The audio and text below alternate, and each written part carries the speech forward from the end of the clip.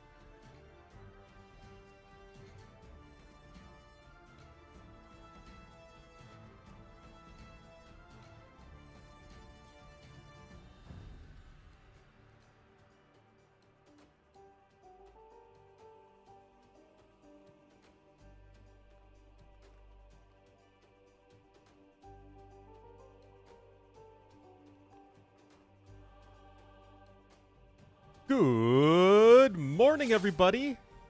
I had a 1-minute improvement from yesterday. Liquid Egg product with the 63 months 7th Twitch baby. So, what, I'm getting you pregnant every 9 months on the 9-month mark? Jeez. And hold on, Fodler.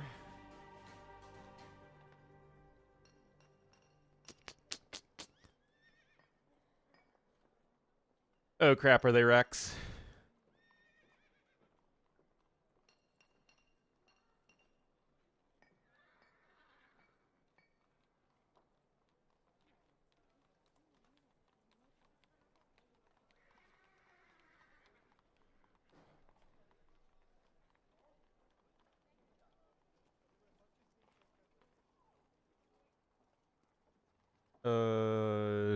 No, this does look live. Okay.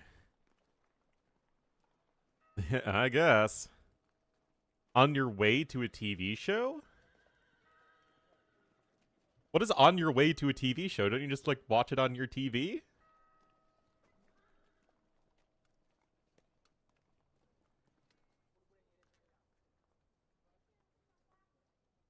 Right. Ooh, we got the tan. That's it. All right, there you go.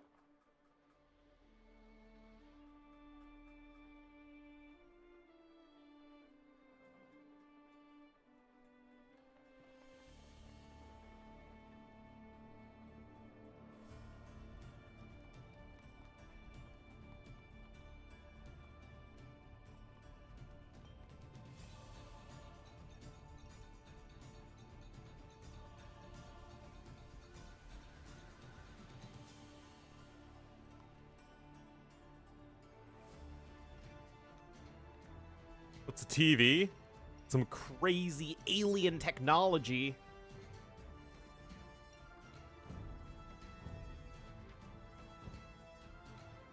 Also, I do think it's going to be worth it to do a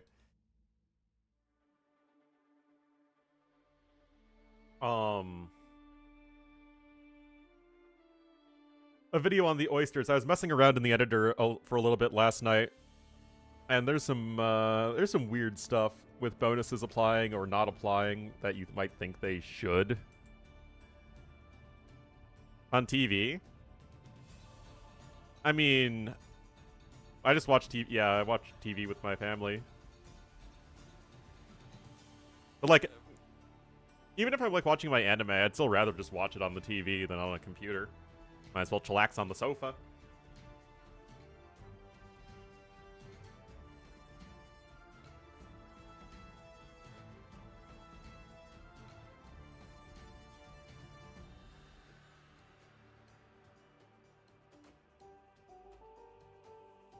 Yeah, this is the tournament that you can only use AOC civs. I love it. I love it. Only AOC maps, too. Oh, yeah, the bug. Now let's see what the bug is here.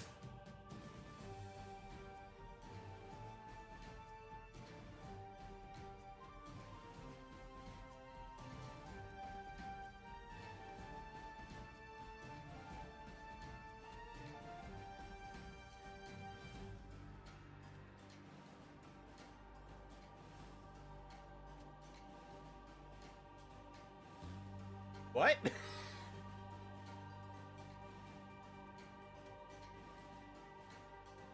So it's what if you're...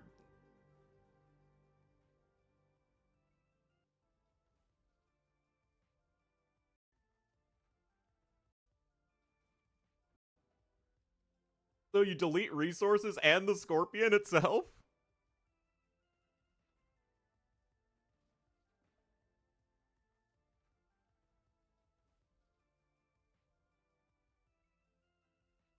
Oh, so you're the one who's deleting it. Oh, okay. That is certainly a new kind of laming.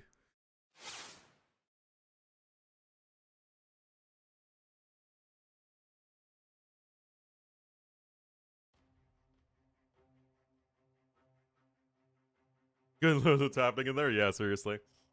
Also, I had to make myself like a little quesadilla because we're out of milk.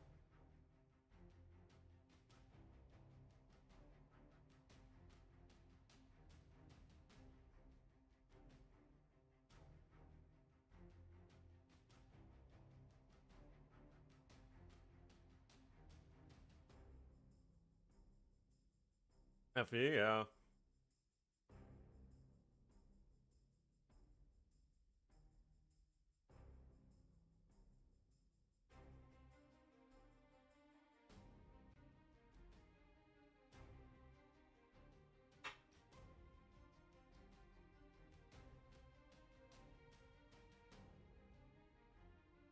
All right. Always the random bugs.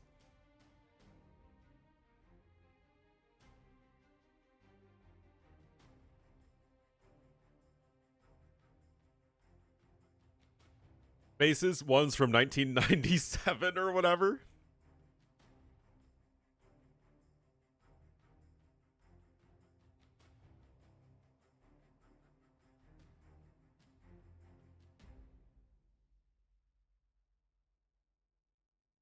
Seven tiles got deletable. There you go. All right, 15 seconds, guys. We have the full-blown cyan picker ACCM now.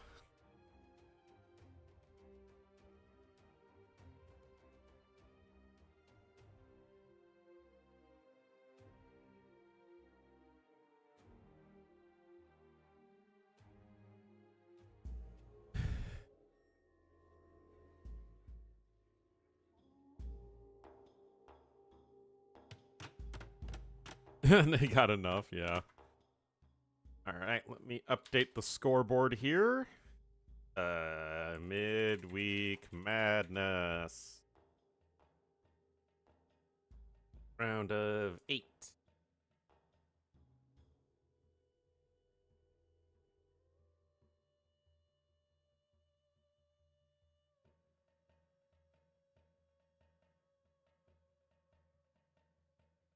Only a best of 3. All right, hello and good morning, everybody. We are here in another ACCM versus running set. The last one was a very close best of 5 in the finals of the first midweek madness, which apparently has gotten like $6,000 in donations already, which is pretty wild. So, guess we'll be seeing plenty more of this. Is Nightbot dead? Rip Nightbot. Hey, sir.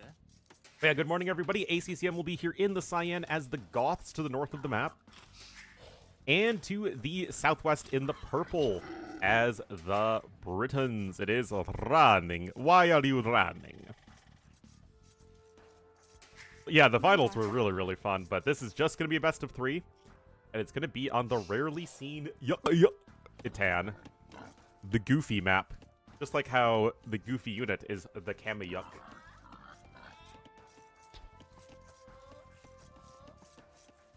Oh, do you... Gosh, there's really nothing on this plate.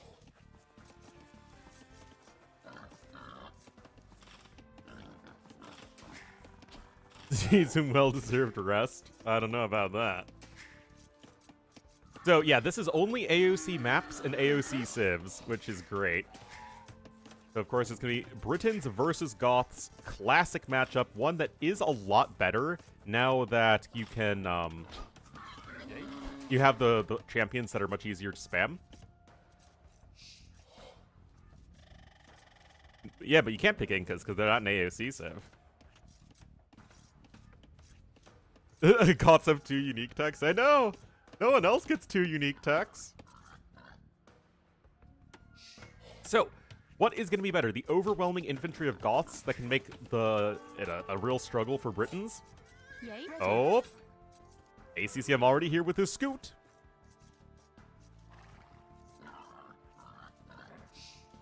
The Goths were like the worst Age of Kings civ by a country mile. Like, they were absolutely awful. Alright. Early walls coming in here. Yeah, there's like a gajillion boars on this map now. It's wild. Goth's gonna heavily benefit from that in terms of all the extra food you get. No, it's not AOC balance. It's current balance. Ready.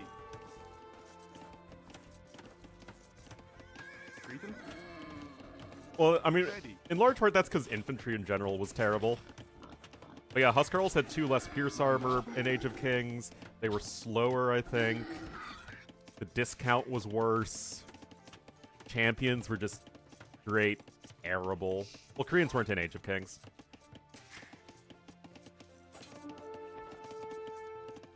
Anyway, a little bit of a sniperino there. Lots and lots of early walls coming in here for running, figuring that a Drush is incoming. I don't think he's actually scouted it, but this might be some good spidey senses out here for running, seeing how active the enemy scout is. And Purple will be getting himself all walled up. Note that upon seeing the intensive walling from his opponent, ACCM is just not bothering. Look at this. Already way ahead in resources. I know Boris can kind of throw that off, but even so. ACCM still going to be clicking up here on 20 pop. GG. Well, yeah, now Britons can go for swordsmen, and their own swordsmen are still going to be quite solid. So you still got all of the boar outside of the walls at this point as running. ACCM's eco is going to be a lot better, though, as he just really hasn't bothered walling all that much. Running looks like he's going to try and fast castle, though. I mean, it's not like you don't have enough food on this map. And although the Britons are going to have all of these, well, sheep equivalent to play with, the downside is that you don't actually want to take them right away. Because it's still not as fast as the boar. Ah, okay, so he did make the militia.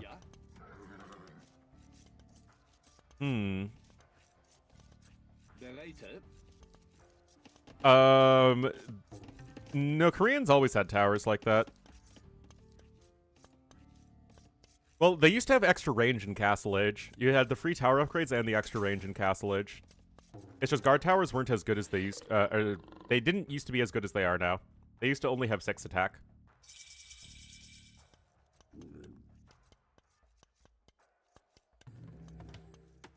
Oh, the Jaguar speeding on in!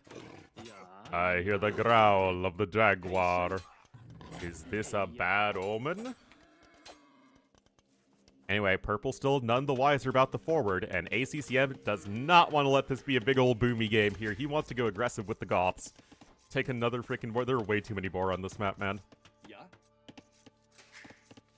Yucatan used to just have 3 boar, which is a lot still. Combined with 16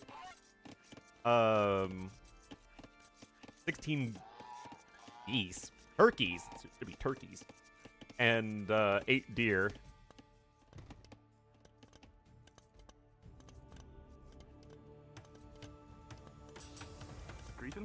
Alright. So the first archer is about to be out. Note that you do have gold in the back here. I think these spells are just there to, oh, and the double forage bushes.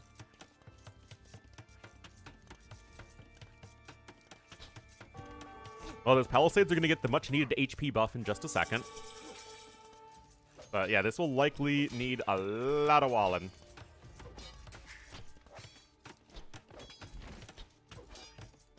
Yeah, the build speed bonus was something that was added later on. And then taken away. And then it was given to Sicilians.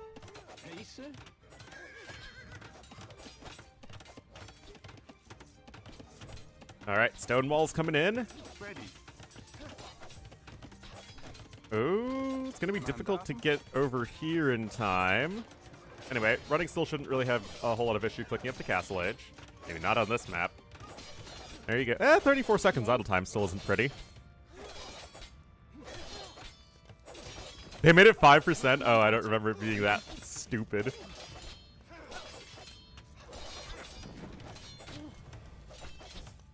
Okay, we're looking at 5 men-at-arms right now for the Goths player. Running is going to try and go right to the elbows.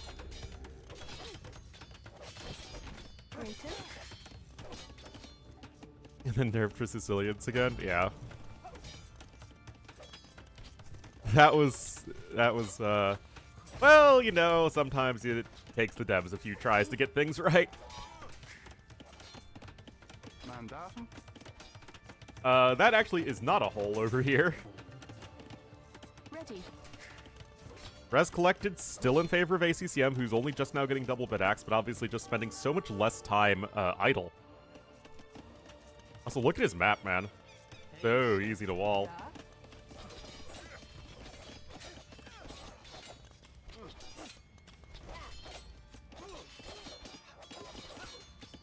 I don't know, guys. Guys, do you think running can hold this area over here? I don't think he can. 23 seconds to Castle Age. The wall's gonna get an HP buff in just a moment. This is certainly annoying, though. Eddie Banks with the 34 months. Thank you so much, Eddie Banks. All the content. Yeah, now those walls are up to 1800 HP. Be way harder to deal with them.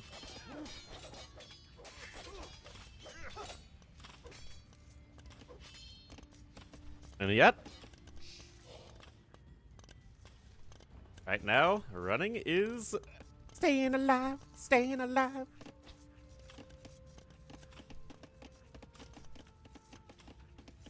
Anyway, there you go. Gonna probably build a castle like right here. There. Goth Ballista Elephants. The most OP unit in the game.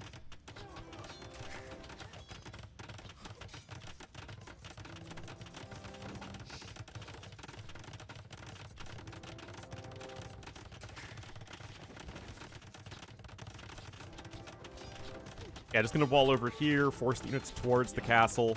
I mean, you're fine here as running. If anything, I'm just concerned about his eco. I mean, 800 more resources already for ACCM.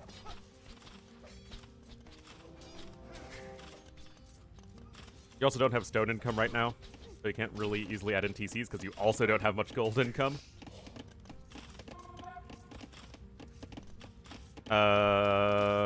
I don't know, ACCM.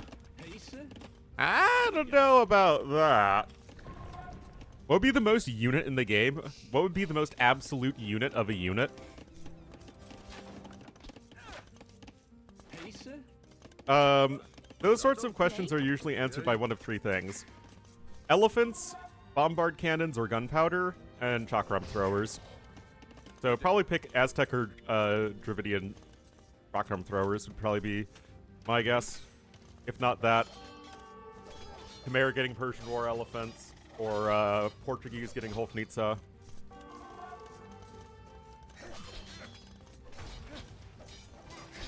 But it's usually those sorts of things. The answer is usually elephants, gunpowder, or chakram throwers. Anyway, ACCM's getting all the time bot that he needs. Oh, don't lose a longbowman to feudal age archers, man. Oh no. Oh, this is messy.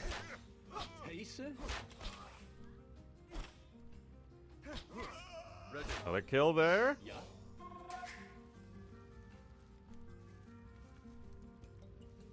Harkins with trample damage still probably wouldn't be that OP.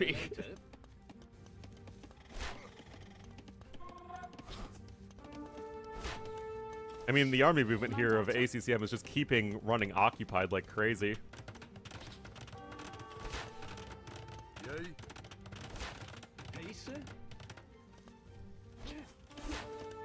Longbowmen not really able to utilize their range. Ready. Oh, the men-at-arms! Oh, they're gonna wreck that villager. I mean, it's only the first vill that's gone down, but now ACCMs and Castle Age, you can easily just add in some TCs, no problemo, and that's exactly what he's gonna do. Britain's Fire Archers, but Fire Archers already have a ton of range. Yeah, tons and tons of value. Like, look at this resources difference, guys. It is almost comical of just how much smoother ACCM's eco is. He's gonna go up to 3 TCs. He's still ahead by a few vills. Getting Bowsaw as well. It's just the villager time spent working is so much higher. The first rule of AoE 2. Research in Loom makes your villagers harder to kill.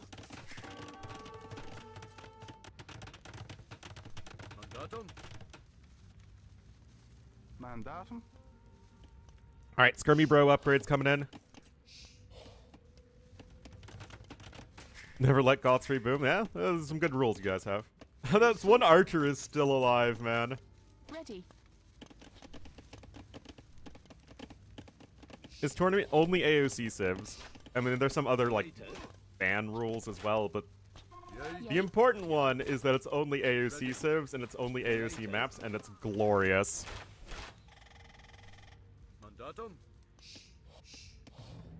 It's like we're looking at civs that are well-designed and balanced. It's so, so fun. Oh, another nice little kill here from ACCM. Look at the skirmishers! They don't give a floof, man!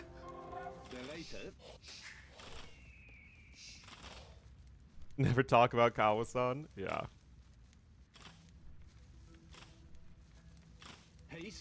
Wow. University's also been idle this entire time.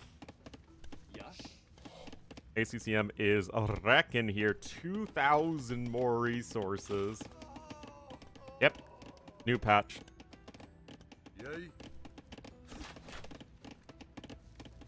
Bodkin is nice, but I actually think ballistics is probably the most important thing right now.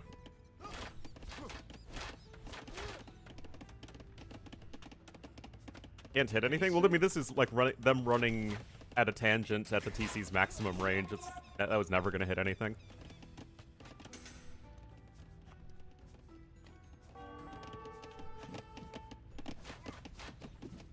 Yes. No gold income with which to afford ballistics. Another villager's dead, and it's just like 27 idle vills here for running. It's just such a nightmare. And like ACCM just cruising behind this. Look at all that idle TC time build up. And ACCM is just not a care in the world. He can drop his own castle here in a moment.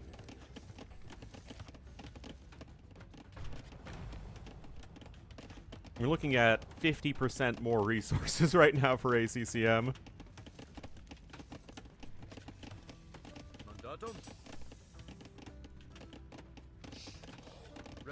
Yeah, it's like this is a game that just underscores the importance of eco efficiency.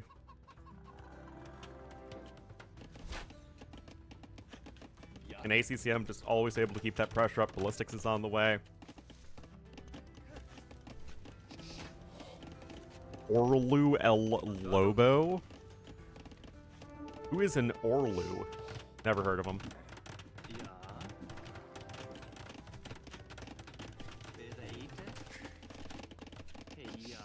You need to replace that lumber camp, though. ACCM, kind of a noob move, if you ask me. Fearing this match, running was fearing this match yesterday. Doctor Privileges would make the aim. It sure would.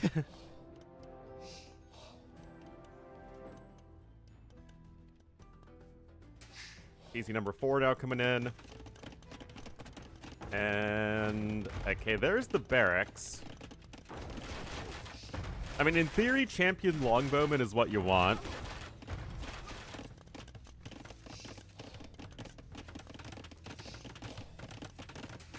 Paladins for poles? No, that would be very broken.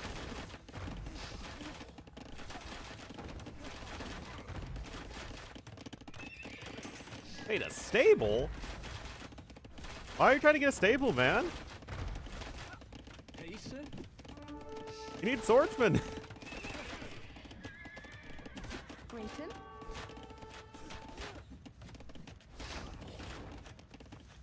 Behaving? Never. Never ever. I mean, we already have our Huskies on the way. 38 on food versus 18. Holy cow. 5,000 more resources. Like, the resources gap is only growing even more.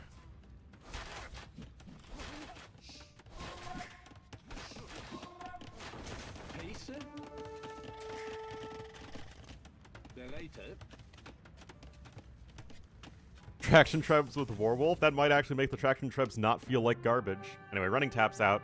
12% difference in eco efficiency is just wild. That is crazy. That's cray. ACCM just so far ahead in everything. And it's just this chart graph right here tells the whole story.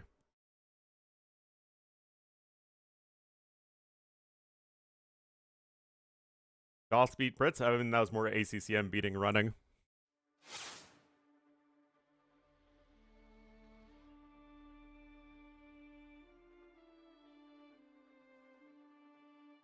And it's just a best of 3, remember.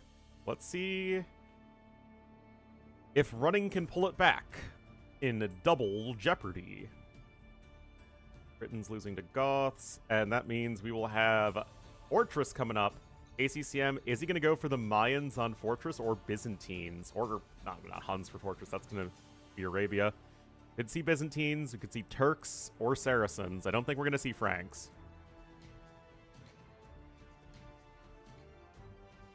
Oh, he's going to go for it.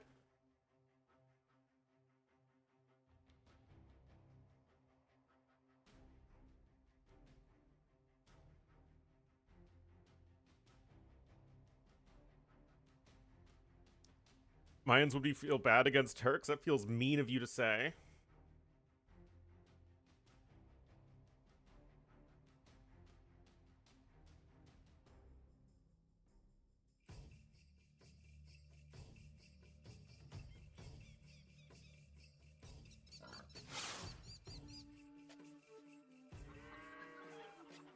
Why did thingy I don't know. ACCM there. And ACCM, you didn't pick Cyan! What are you doing, man?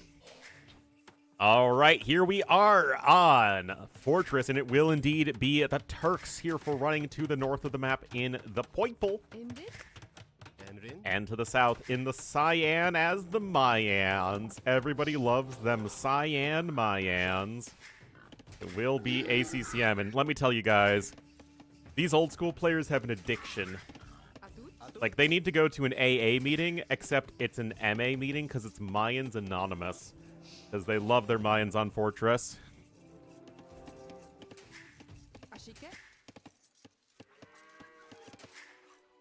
Counter?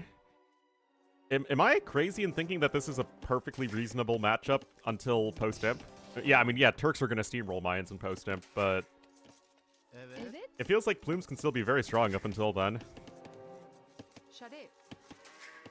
Yeah, Doubt was picking Mayans on Fortress and then going for a 5 TC boom when literally everyone else went like 1 to 3 TCs. Yeah, Mayans still have the better eco and timings for sure.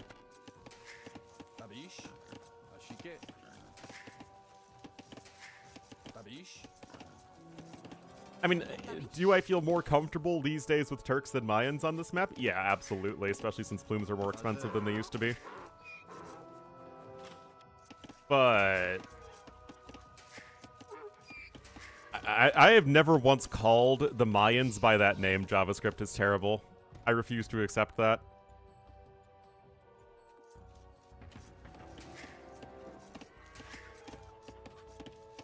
Anyway, what's going to be very important here for the Turks player is the gold and stone positionings. You can see he's got one forward, but he does have at least one in the back. He has a lot of wood in the back as well, which is really nice. Castle placements? Honestly, it kind of looks like it. The castle does seem to be in a good spot for both players.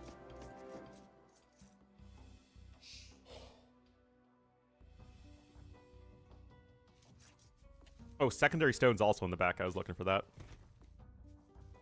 All right, that could be really important here for running. Yeah, I mean, ACCM is an old school player, right? He knows how to play his freaking Mayans on Fortress.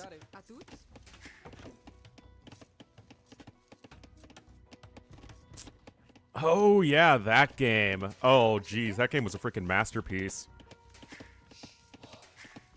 Yeah, well, that was one of the best games I've ever seen from ACCM.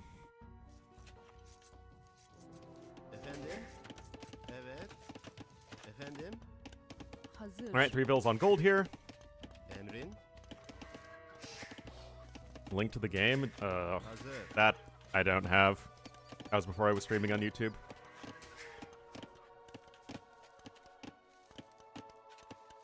But that's why we do stream on YouTube now. 150 because it's not Regicide Fortress, because apparently that's broken right now and you start with 17 villagers.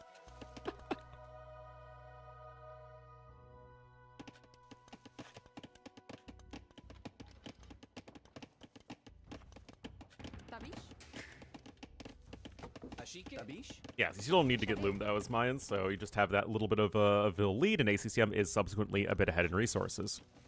How's the YouTube view count? Oh, it's usually fairly low, but after doing it for a month, it seems like an extra, I don't know, $100 a month, which I'll take what I can get.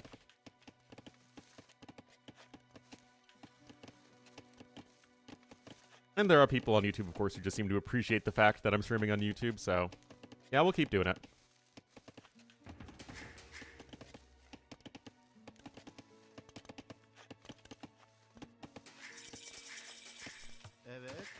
I mean, it's just because I stream so much. It's not that any of the streams are actually really worth all that much. Subscribe and share, yeah.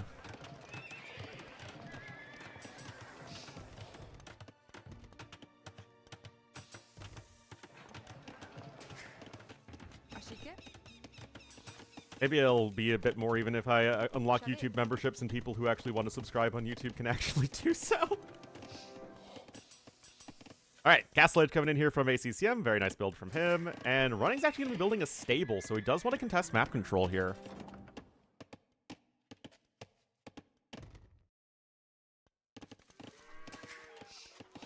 Evet. Emrin. Efendim. Tabiş. Tabiş. Axe coming in. Invest a lot of money into streaming setup. I've invested a lot of money, but like over a long period of time. And it's not like my PC's all that great. It's not like it's Viper's PC or Mem's PC, which, you know, could probably run the entire US military. Other YouTube streams? I don't know. Some people have mentioned issues with the YouTube stream. Like, I don't think I've ever seen anything other than the stream is healthy. But, yeah, I don't know.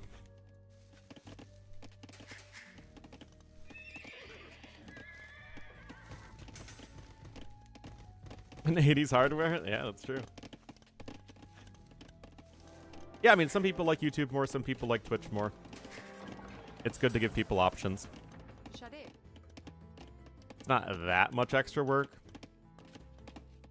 The viewership still seems to fluctuate a lot on it, and I don't know if it's necessarily growing, but my Twitch viewership also isn't necessarily growing, so it's kind of,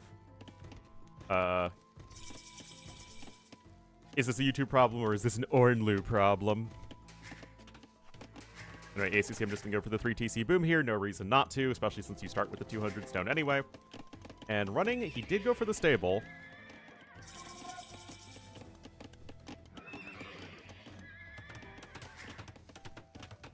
I have no idea what the US military uses. Okay, so he's getting... don't know why you're getting Bowsaw and Heavy Light. Also, 5 Vils on gold is a lot. Seems like the eco balance is slightly off there for Running. Anyway, oh, I thought ACCM was going to win that. Oh, rip.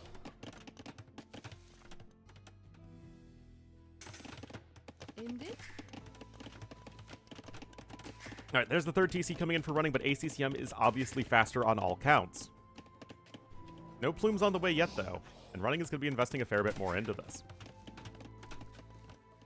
Iron's just, of course, having a better eco here at this point.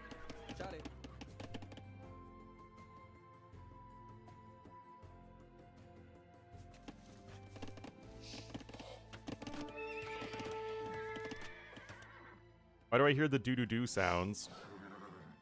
Oh, it looks like a scout died somewhere.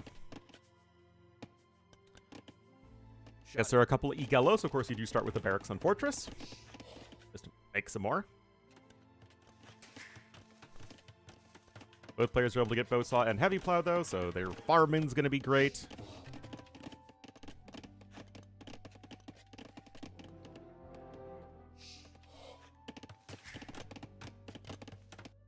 And we're just going to be chilling right now. So the question now becomes, okay, so ACCM's going to have a pretty decent eco lead going into Imperial Age. Can you turn that into army fast enough before Turks can defend? Because Turks getting the instant chemistry and the bombard cannons out really quickly, that is such a helpful tool in just staying alive and buying you time. And that really does feel like your win condition in this matchup as Turks. Unless the Turks player themselves is going super aggressive, but that's not really what Running's doing. It seems like this is going to be a game of survival here for the Turks.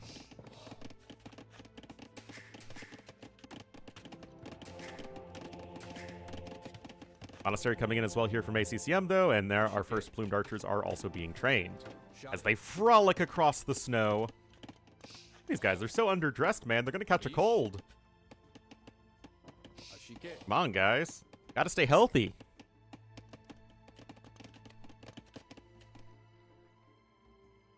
Pretty even? No, ACCM's ahead by around 400 resources. And that will likely persist, if not grow slightly. Monastery now coming in here for running. Still, I mean, he only made one scout.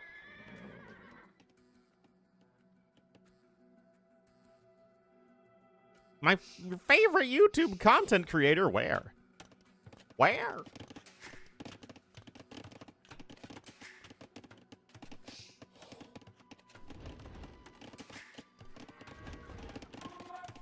Well, you do have that extra wheelbarrow upgrade here as running, so that is going to help the eco efficiency a little bit, especially at this stage.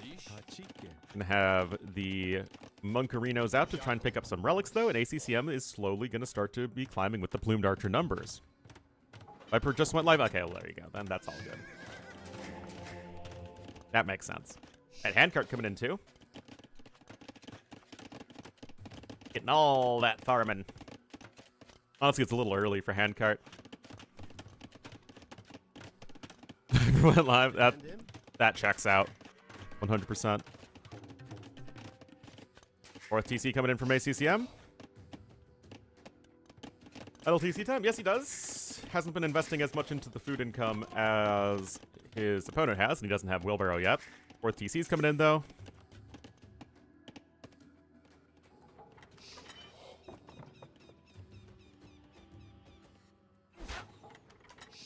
Your discussion about Civ matchup? Well, thanks, Diff Tom. I think that's being sincere. I always doubt sincerity when it comes to this stream.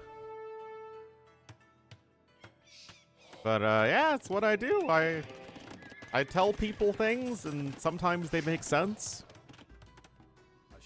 Sometimes my vast breadth of AoE 2 experience is useful.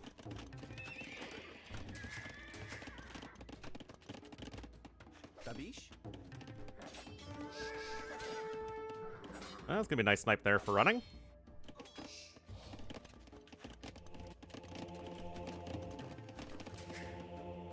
And Lycav numbers are still going to be climbing. So the Lycav are actually going to still be a very nice way to buy time here as running.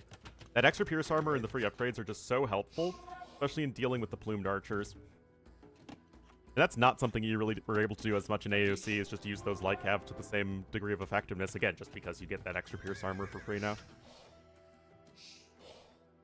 Also, people generally have much more efficient economies, which are important for spamming Lycav. There does need to be another mill over here, though, if I'm going to be happy with this setup for running.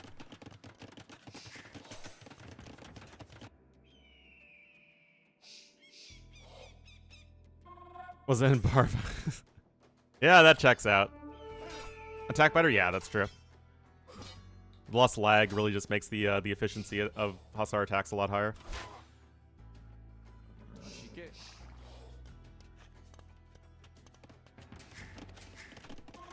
I think they shortened the animation of the Hussar attack.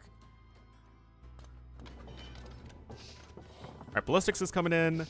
And, I mean, again, the stone is slowly climbing. You're going to be working more towards a forward castle. But honestly, Running is doing a great job of keeping up an eco.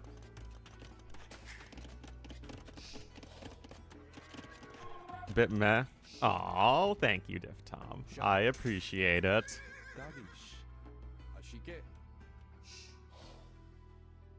Honestly, there's been a little bit of stale feeling in a lot of tourneys recently, but I don't know. Some of these other tournaments, the smaller tournaments, have been a lot of fun to cast recently.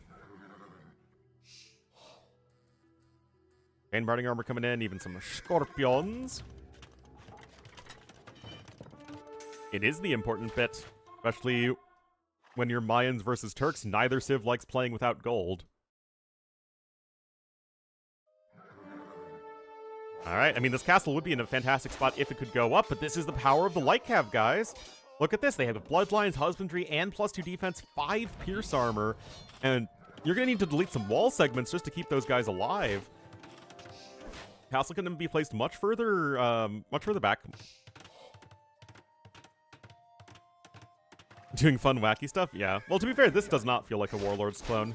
Just a little weekly tournament like this, with different settings each week. Big noob. There we go. That checks out. Oh, gotta be careful. Imp is still a hair faster for ACCM, but I was expecting it to be more of an imp advantage than this is likely going to be. This Running can click up here in just a sec. And there you go. Gonna be like a 15-20 second advantage. That said, with the second castle in, the Plumed Archer production has now doubled. Heavy Scorp, without Siege Engineers, Heavy Scorps don't really feel all that great, because they're outranged by elite Plumed Archers. Do Turks get Heavy Scorp? Yeah, I think so. Yeah, they do. But no Siege Engineers, obviously. Bombard Cannons, though, are going to be a big one. And a stone wall up there on the sides. And right now, ACCM is going to be making an Eagle Warrior switch. Benefit from artillery. That just turns them into Chimera Scorps. As the timing, I think it's going to be a lot tougher, that's for sure. No Ballistics is in for the Scorpions, though, but the Light Cav are going to try to interpose themselves between the castle and the blob of Plumed Archers. And that is going to be good for those Light Cav. Running, even trying to pull back a low HP one right there. Nicely done for him.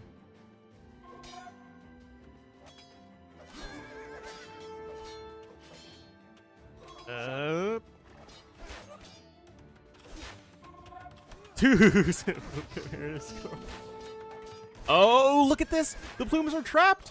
Admiral Akbar warned ACCM and he didn't listen! Oh no! Oh no! Oh, that is fantastic for Running, man. Coming in with more Siege Workshops here.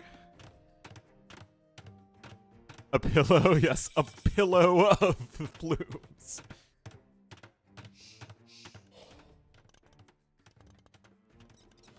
Alright, Elite Eagle is going to be on its way, but losing those plumes is still really unfortunate. And look at Running's eco when he's hitting Imp, man. He is going Heavy Scorpion! It's the Turk Heavy Scorp play! Whoa! Let's go!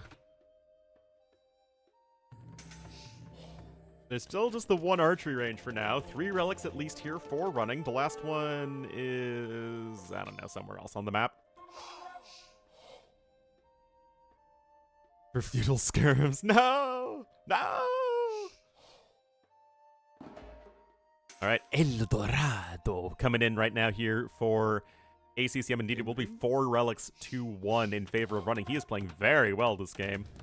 Knowing his strength as a closed map player for sure. Army value is already skyrocketing, and this is going to be a lot of stuff that does damage to the Eagles. Yeah, especially with some hand cannon support, just to get that little bit of extra oomph against the Eagles. Not a bad idea. And this is one of those situations where you need both plumed archers and eagles, and that's just really hard to get to.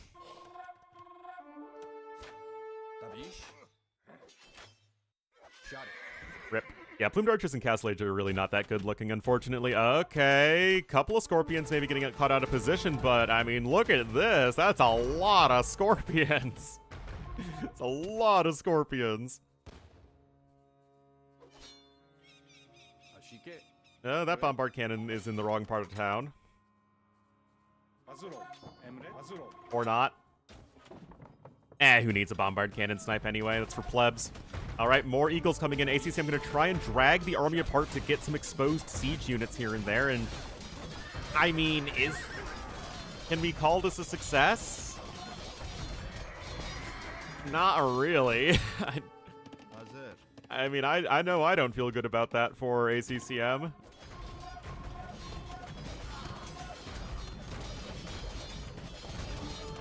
Turks stand a B tier. That's only for Arena that Turks are a B tier civ. I mean, I like the barracks and siege workshop over here from ACCM. I mean, it's smart moves, but at the same time, I feel like there's just going to be this doom push across the middle of the map from running that's going to be nigh impossible to stop. There are only a few hand cannoneers. I guess those numbers are still climbing, though. Eagles versus the Scorpions. That's true. Well, the Eagles are an 80s rock band, right? I don't know about the Scorpions.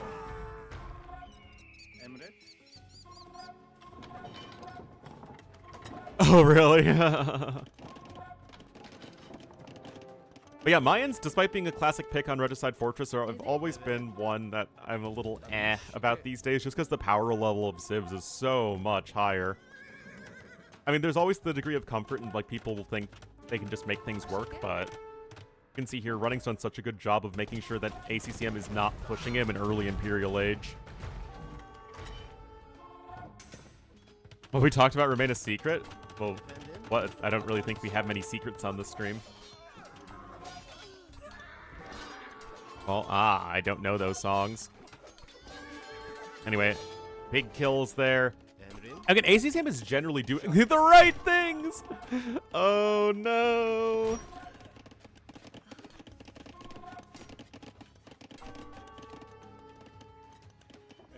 Alright, I mean, ACCM's going to try and hang in here. Artillery's coming in as well.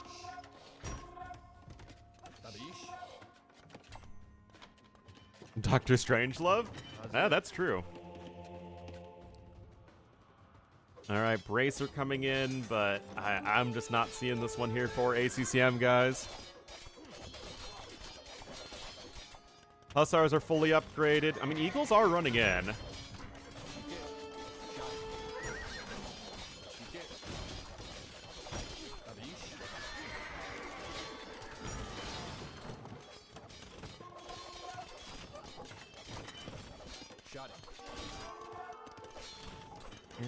Yeah, it seems to be getting stalled.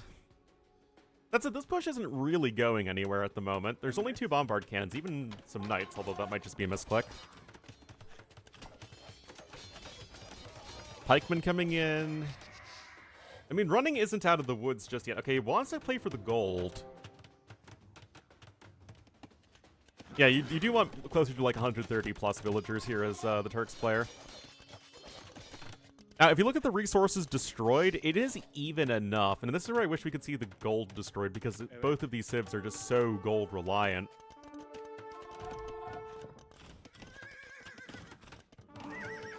And yet ACCM survives. And I mean, how many games have we seen of ACCM where it's like, okay, it's looking bad, and then he just survives, and then eventually something, and then the game was over and he wins.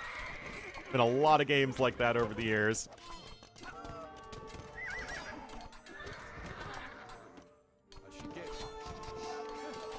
I mean, again, that army value is so much greater here for running, and yet ACCM's the one with the pop lead. But I feel like he's probably losing a lot more gold. I mean, it's interesting. Like, I just love Fortress, man. It's such a great map. Yeah, it's a little bit slower to start, but you see so many interesting dynamics. Crop rotation, baby! You know what Civ doesn't get crop rotation? Turks. Just throwing that out there, guys. Defend him. I mean, this is a really annoying thing to try and deal with right now if you are running, and ACCM is the one who is at max pop. I mean, ACCM's ahead by like 1,500 score, guys. And yet the castle's gonna go down. There's still 17 Scorpions on the field, but they're just kind of milling around back and forth.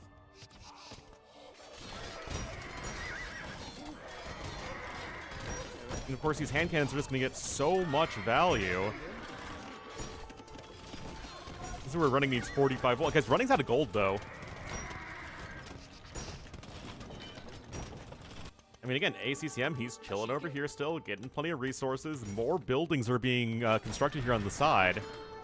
Out of gold, because he's making hand cannons and scorpions and bombard cannons. Guard tower now for ACCM. Just to keep his non-existent king safe. It's really what's important. Used folders bug, I don't know about that. Archer armor now coming in. I mean, guys, look at ACCM has a better KD as Mayans versus freaking Turks.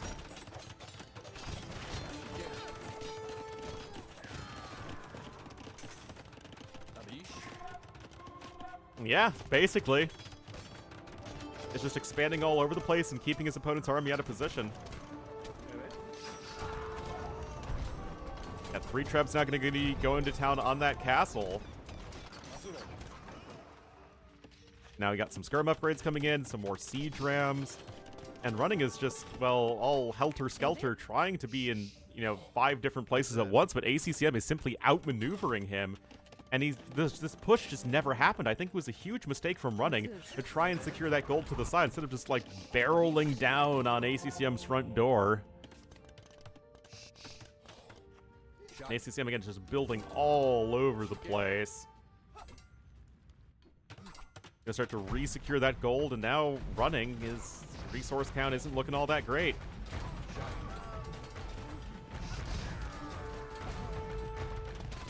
I mean, that said, you still don't want to fight this army, that's for darn sure.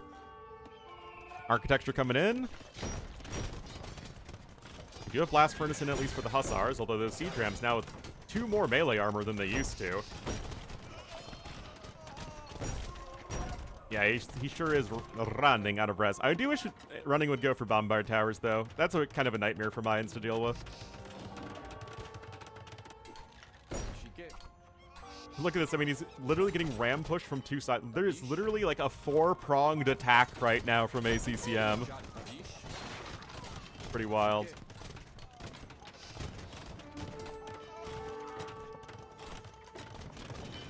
Red Milk Crane. This really still does feel like it's in the balance. Oh, looks like the Trebs were able to snipe a bombard cannon. That's huge. Keep coming in. It's really important to get your keep for your non-existent king. In the late game, I mean... Again, guys, it's, there have been so many games I've cast of ACCM where it's, like, looking bad, it's looking bad. Hold on, guys. Wait a minute. What happened? Oh, jeez. Look at that. Eagles from the other side as well. And some Treb hits. Oh, wow. And yet, it's like, running's not dead.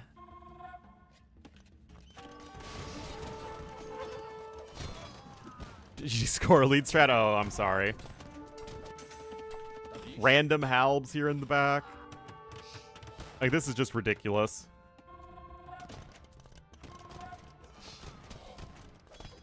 I mean, you get, like, these are 2 bottom 5 civs without gold, for sure. Look at this! It's the keep! Unfortunately, no arrow slits for Mayans, guys. Only for Enkas. Shot it.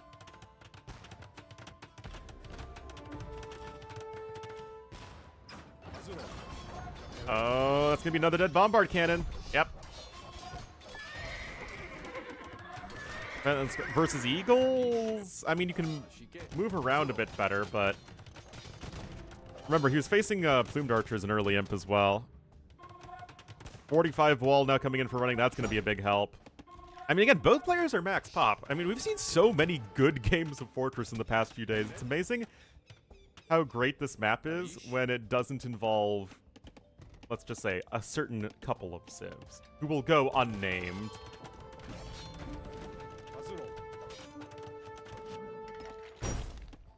Alright, Hussar's running over here, but the Halbs are in the Rams. Fortified wall now in. The nameless things. Those walls are still going to get knocked down. This push is not given up. The Skirms are starting to take down and Cannoneers. Fortified wall here for ACCM too. Oh, another Bombard's going to bite the dust as we're going to get the full 7,028 HP castles. And look at this, the Eagles are in again.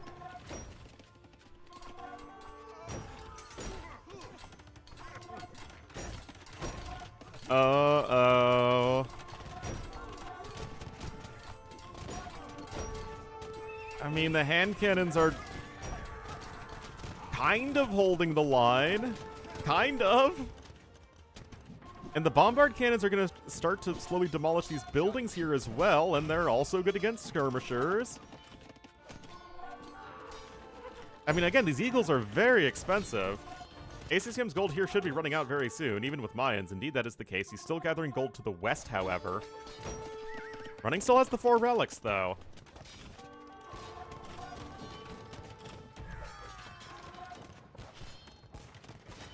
Well, hello, Dad. I now have a sleepy corgi behind me. Barbarossa's army. Oh, yes. So long as Barbarossa's knights were present, peace endured. But the Emperor could not be everywhere at once. As soon as he campaigned to Italy, Germany would flare up. And as soon as he returned to Germany, the Italians would begin plotting again. Alright, Castle coming here at the front for running. And cannons, yeah.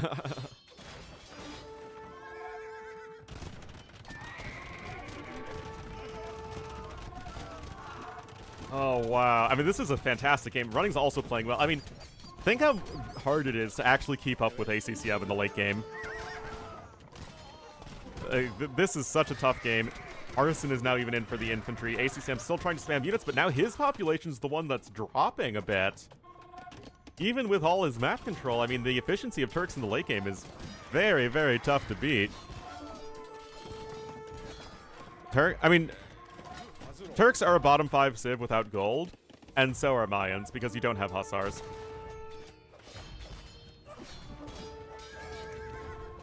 So you just, as soon as the Eagles stop being something that you can viably go for, you lose any semblance of mobility.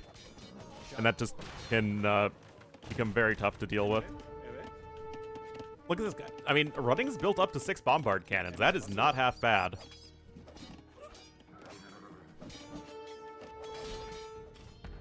Love the freaking Mayan keeps with full upgrades. Alsara's still running around.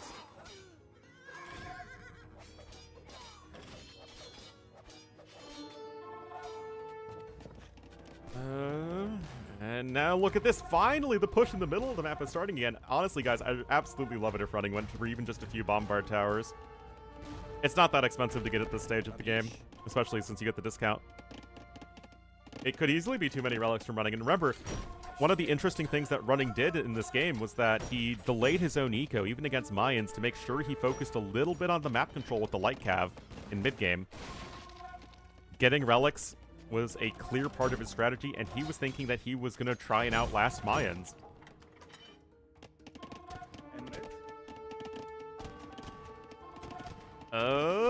Oh, look at this!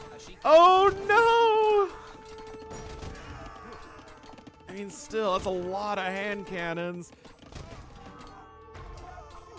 I'm not sure if this is enough. But even some bombards are going down. Oh, my goodness. Who is this even worth it for? I don't even know, man. It's just a lot of gold. Moral of the story is a lot of gold went down the drain. I think it was still technically better for ACCM, though.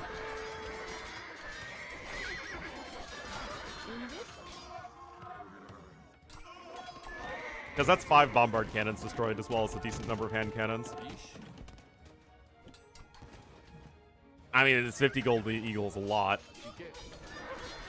Does ACCM have Hold Shade Javelineers in? No, he does not. That's certainly going to be one he's going to want to pick up soon. Now we're back up to sieging this castle as ACCM. Burn... What, as opposed to Turks, who you don't want to burn them out of gold and win because they're terrible without gold? I mean, it's the same dynamic, right?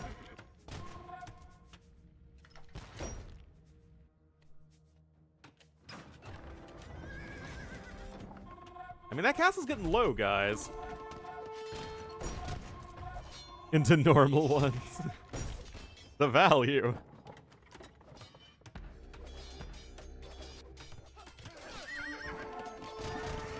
More effective than mines, that gold. I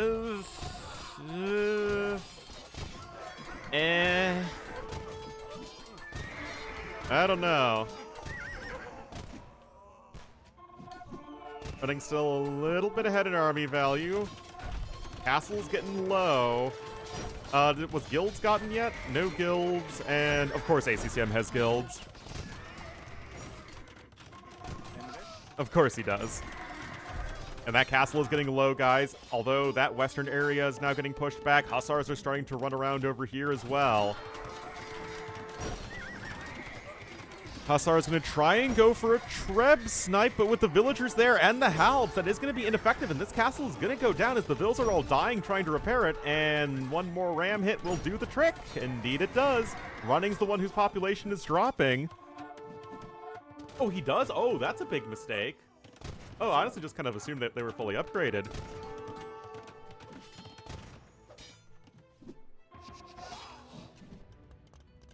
Wow. I think ACCM might even have this. Remember, he's also way ahead in resources because he's been the one dictating the pace of the engagements. Look at this, running is just, well, he's getting out of resources real fast. ACCM still has gold over here to the west. 15% longer lasting resources is huge. Hussar numbers are looking mighty low. Losing that castle was a huge, huge blow there for running. That castle will still stand, though. But that population is ugly, and look at all the hand cannons that have died. Running is actually even ahead in resources destroyed, but again, I'd be really curious as to know the gold destroyed. Because look at this, there's also 2,000 more gold collected by ACCM this game.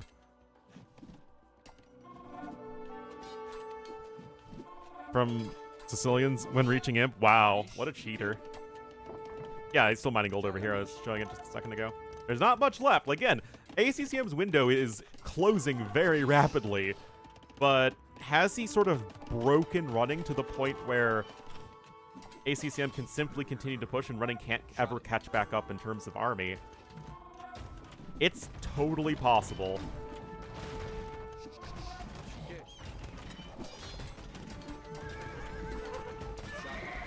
Oh boy.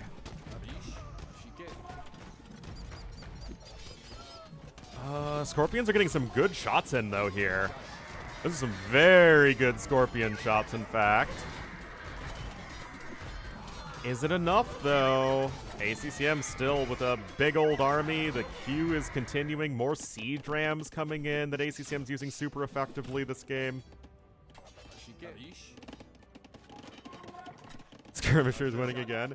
Well, to be fair, I don't think we can really expect running to be making Turk skirmishers right now. I mean, really, all you can do is just keep on making those Hussars. I mean, the hand cannons that just kept on getting their numbers reduced by the Eagle Warriors. I mean, Eagles and hand cannons cost the same amount of gold, right? 50 gold. So it's a tough trade to just, like, make like that, but kind of like in a game of chess, sometimes when you trade pieces and you know you can get an advantage somewhere, then that's still absolutely worthwhile for you to do.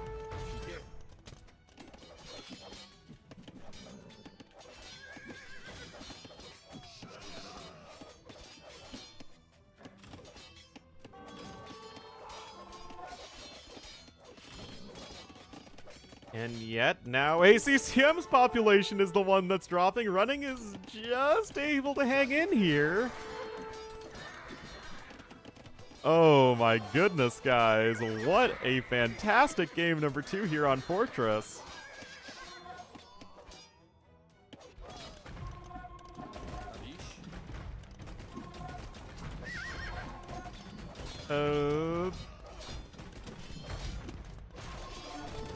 And more Eagles running in, but these Eagles are going to start to get real expensive real quick because gold is literally, like, on its way out here for ACCM.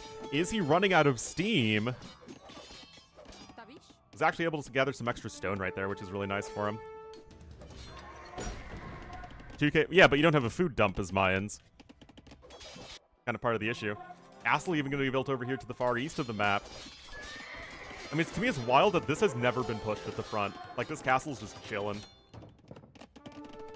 Running also never got hoardings or architecture. He only ever got masonry.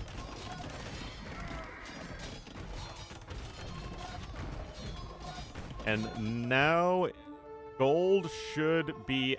Okay, there's 125 gold left on the map somewhere. For all intents and purposes, gold is gone. Stone is also basically gone.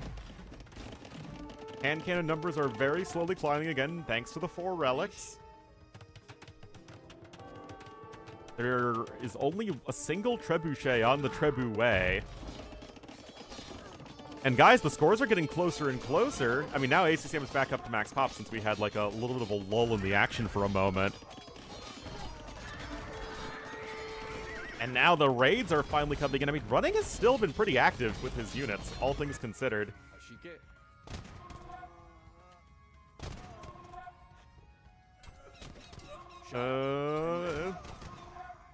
More Halbs dying, but I guess they kill a couple of hand cannons on the way.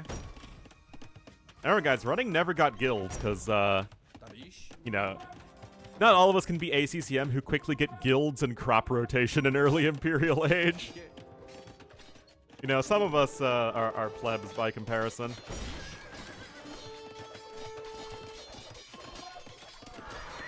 And now there are 2 trebs being brought forth. And that's going to be very tough to deal with. Of course, there are 0 bombard cannons left. Guilty pleasure.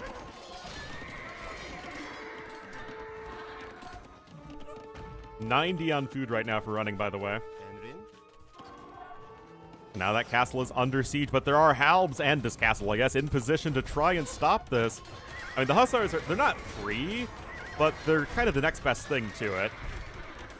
Oh, they both go down just at the last second, and Running can buy himself some more time. I mean, it's really hard to replace the Trebs at this point.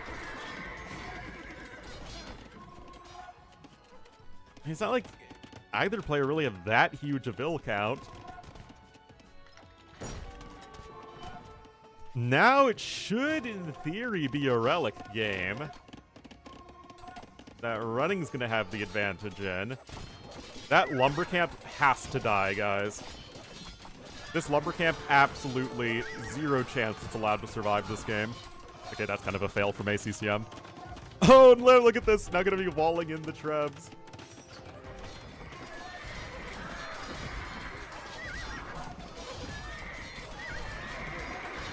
Mobile Sip, again, it just comes down to the fact that ACCM is building up on both sides of the map and pushing through the middle and securing all the resources.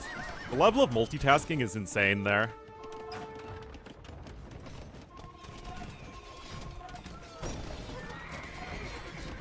And yet, now Running's the one whose population is dropping again. ACCM's Treb is slowly but surely whittling down the castle over here to the east, and once this castle goes down, then you sort of crack open the egg to get into all of the farming infrastructure here of Running to the far north of the map, and even the siege ram is going to be doing the exact same thing on the other side.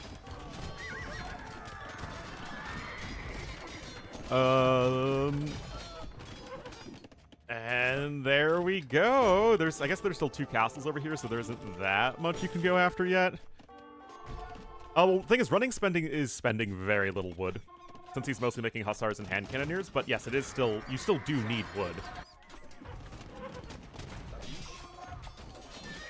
And the castle to the north has gone down. ACCM has brought the score lead back up once again, even though it was closing for a while.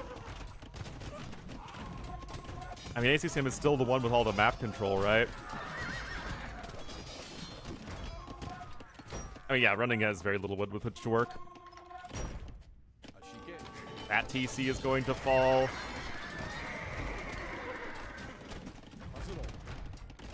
Wow. I'm not too sure what running can do at this point. ACCM is just in too many places at once, and it seems that even just with guilds in the market, he's taking efficient enough fights that he can just buy the occasional siege unit.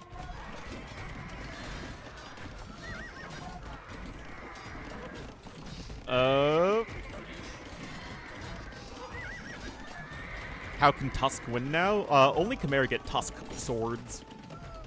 No one else is allowed to do that. Yeah, running's population's dropping like a stone. Could see the GG come in soon. It would be a 2-0 win for ACCM this week over running. I mean, the first game was definitely a decisive, just ACCM had a very good strategy and executed it well and never let running get set up, but this was just... Like, running still wins this game against, again, like, all but maybe 2 or 3 people. I mean, yeah, absolutely well-played moment from ACCM. Again, like... Aimed in? How many people can win the game from ACCM's position in, like, early to mid-imp? Hera could. Yo could. I'm not too sure anyone else could. I don't think anyone other than Hera and Yo right now could actually really do it. Sebastian? I don't even know, man. Not impossible, but... Yeah, I do think that Hera, Viper, or not Hera, not even Viper anymore. Hera, Yo, and ACCM are probably just the 3 best late game players right now. But yeah, what an impressive game, guys. 1-1-1, 2-1. No, I don't think Tato would win. At least not consistently. I think running would still take it. And obviously, like, again, despite being behind in relics, it's the map control, right? You still had around 2,000 more gold collected. You had way more stone collected as well. Look at that. 51 techs researched here for ACCM. Wow. Like, again, just completely fleshing out the tech tree. Is it? Isn't it cool to see, like, a good classic map with 2 civs that have distinct strengths and weaknesses? Isn't it wild to watch, guys? And of course, ACCM being toxic as ever said GG TYU2. Of course, saying it sarcastically, like, wow, what a pleb. We all know how toxic ACCM is.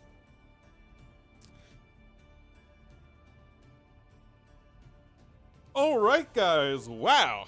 Oh, that was a 6 series?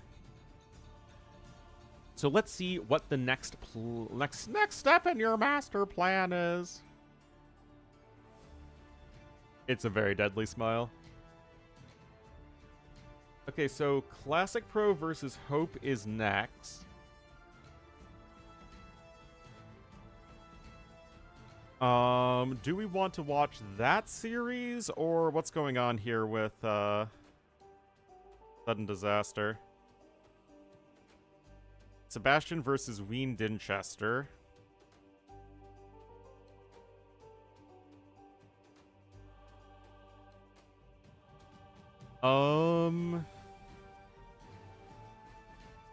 Yeah, let's just jump into Classic Pro versus Hope for now.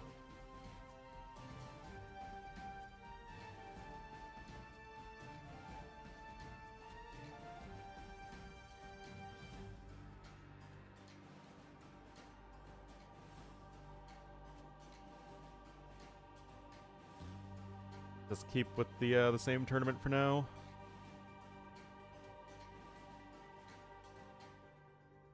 I never even got my coffee, guys. I casted that entire game with 0 caffeine, and also I didn't sleep well last night for no reason.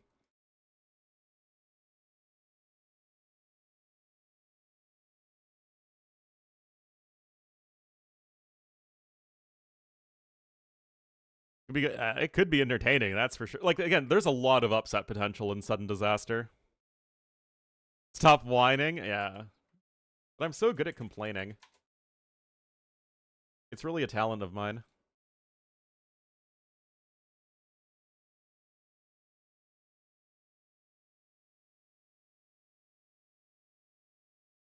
All right, let me get the draft set up for you guys.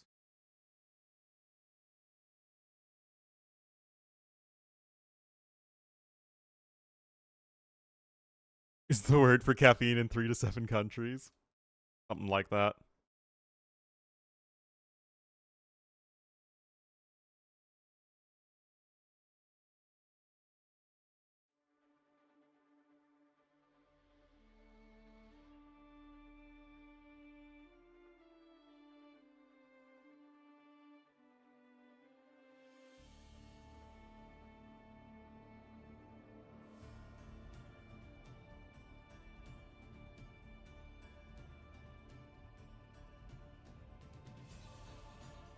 The Italian card.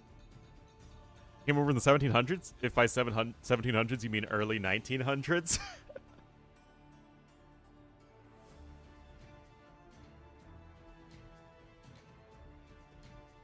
It just goes to show that it just takes a couple generations for you to be so far removed from your heritage.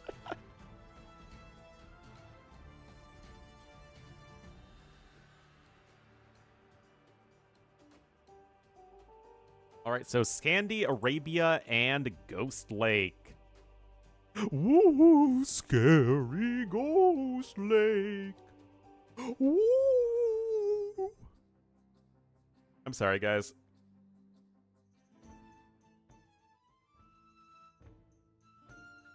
I'm sure this is a why can't the caster just be normal moment, but I don't know how to be normal.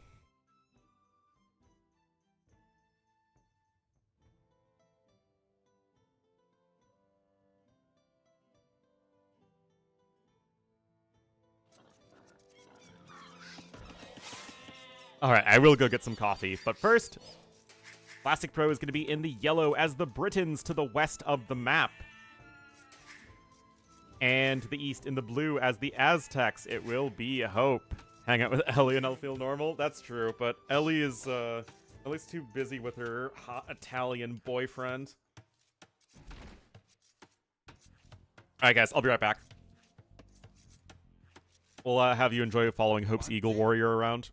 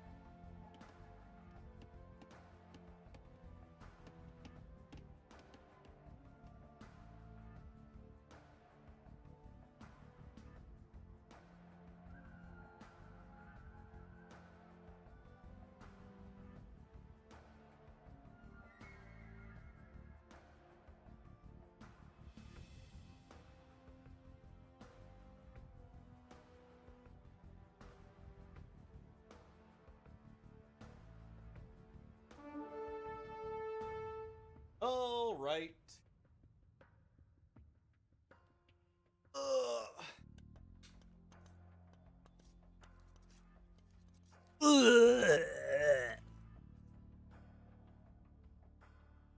Okay, so it looks like it's going to be a Men-at-Arm opening here from Hope.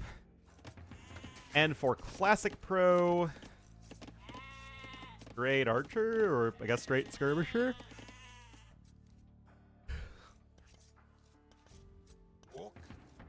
All right, taken from those deer forward. But nay. Oh, is this gonna be for towers too? Check. Alrighty. Sometimes you just gotta go for it. Oh, Classic Pro's gonna try and open for scouts. That might be a little greedy in this case. Remember that your main gold is always forward now on Gold Rush. Because they wanted to make the map more aggressive. The Men-at-Arms is coming in. Those forage bushes are awfully exposed looking. Oh, that was actually 0 mil. It was just the barracks plus lumber camp. All right. Here we are. Bill, you're Britons. You have lots of sheep left. It is Ghost Lake, so you can usually pick up some extra ones. Archery range coming in too. Hope is really going to be going to town. But right now, the scouts don't really feel all that scary. Spearman coming in. Quick walls are going to be essential. I don't think Classic Pro sees it anyway, though. He does not. And for the time being, Classic Pro is still doing just fine for himself. Okay, now the scouts see it. Nicely done there from Classic Pro. Oh, did you... Oh, that was close. Yeah, Spearmen certainly need to become a part of this army sooner rather than later, and that guy is waddling across the map. And the farming infrastructure is just going to get started here for our blue player. Even a blacksmith coming in too. Skirms are on the way. Still. Oh, that's not the right part of town there for those villagers. I think they're going to be able to escape, though. Oh, TC arrows still miss.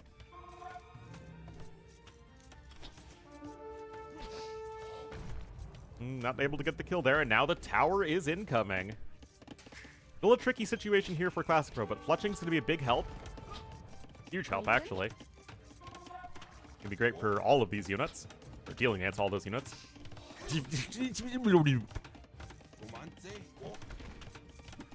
Narrator, and that was the most intelligible thing he said all stream. Alright, Ville's there under some pressure. Fletching is now in, though. Without any blacksmith upgrades of his own from Hope, this is going to be a very difficult fight to take, as Classic Pro able to defend this. Also, he lost a Ville somewhere. I don't know where. Hope is getting housed, though, and his idle time is really starting to build up.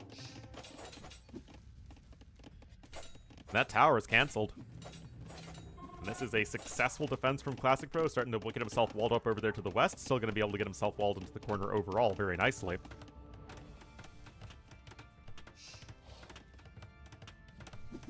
Right now, Skirmishers just counter this entire army, as they counter every army in Age of Empires.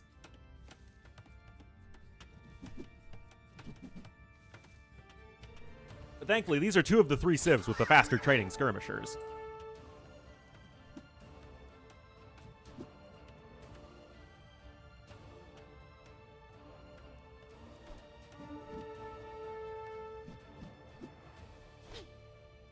Still, Classic Pro trying to push out across the map. The others are cheaters. Cobra cars, I feel like you're not skirming hard enough if you if you cannot counter a simple Cobra car with a skirmisher. I feel like you're just not skirming hard enough.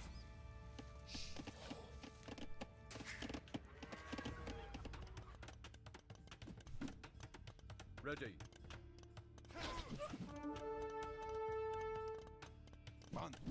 Well, hour coming in. But it's not really, like, the best spot ever to defend the gold, because you can still have units sort of hang around here towards the edges and cause a lot of disruption of the economy. The Classic Pro, despite losing the villager, is still ahead by a bit in terms of resources. And so far, great play here from Classic Pro.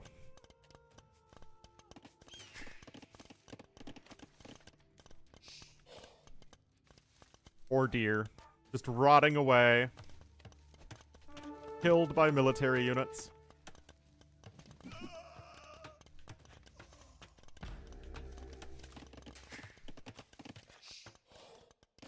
And of course, Hope still very open. But nay. Hope very open about his defensive struggles. At his Waller's Anonymous meeting. Hosted by 2012 The Viper.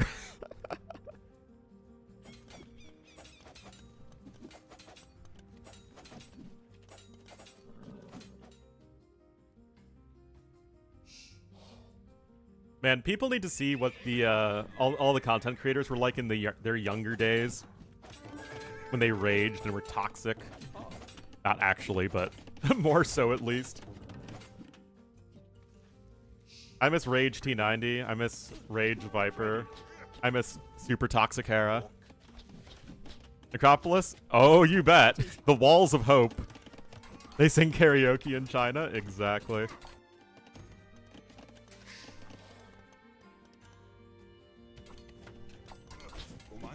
It's actually toxic? Oh, yeah. Hera still does run. A little. He's grown up a lot.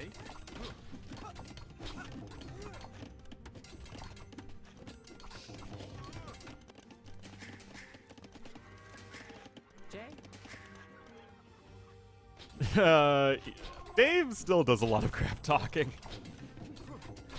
Mandatum. I guess he doesn't really crap talk other members of the community, though. Alright, Castled coming in here from Classic Pro.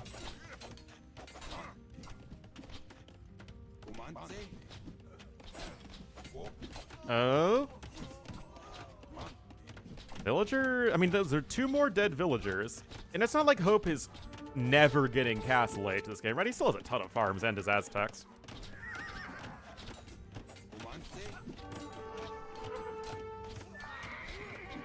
It was funny? That does seem familiar. What's your... Oh, that was Leary.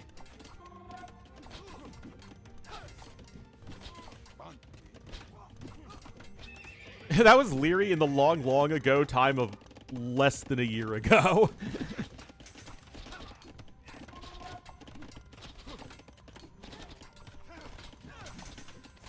The sub by sending chat after them, pressuring them? Oh, really? I mean, Hera was on that hard hustle grind back in the day. Yay. Grayton, ready. I was never very good at that whole thing.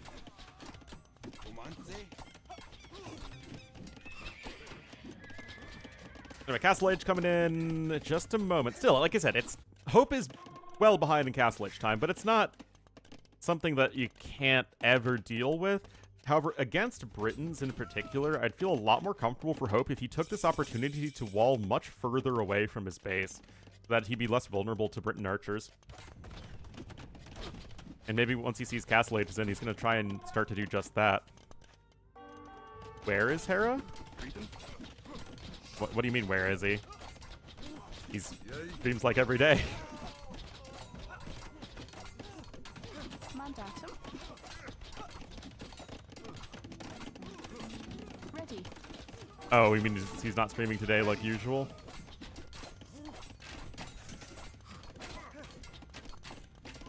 Fake personality that's overly nice and correct. Either that or you just go full onto the toxic mode. But, you know,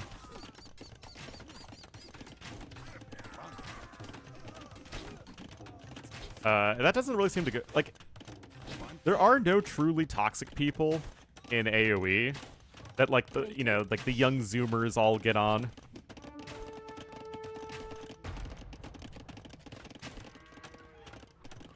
Right? Like, nobody is that toxic. Oh, what's your yellow coffee mug? Oh, that's incredible.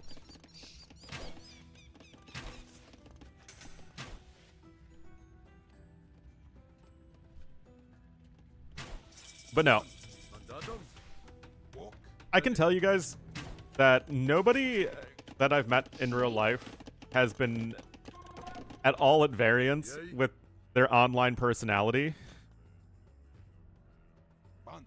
Except maybe MBL, who's actually just nicer than he is online. But nay. You can't attract the youngins? Yeah, we need to have a Paul Brothers moment. Anyway, Ballistic's now in here for the Britain crossbowman, and this is going to be really, really tough to deal with. Catching up to Boom. Well, Boom lost his streak. I streamed for like 1 hour a few days ago, and then he wasn't there for that 1 hour.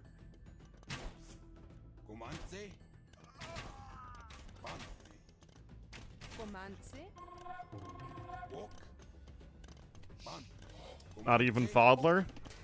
I've never met Folder in real life. I've met freaking Rob Chang in real life, but I've never met Folder. So hard work, I can feel it. I'm really, really bad at faking myself. When Ornlu was the nicest guy? I don't know, I think I'm a nice guy. As is Tandoori? Oh, I'm sure. Rob Chang even gave me a big hug in real life. And that guy was about as toxic as it gets for the Ornlu mites.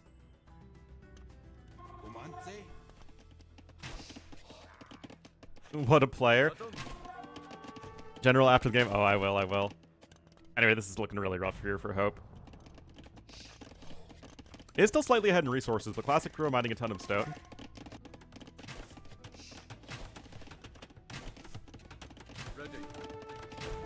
Lewis's? Yeah, I mean... Lewis and Hera are both younger than me.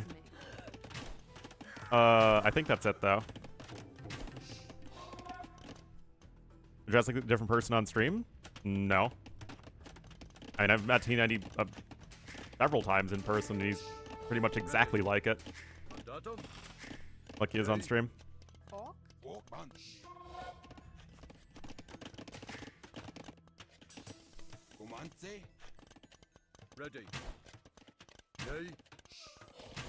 Leary isn't really a content creator, but yes, I mean, as far as pro players, there are actually quite a few. Well, there are a lot of high-level players that are younger than me, but not really many content creators that are younger than me.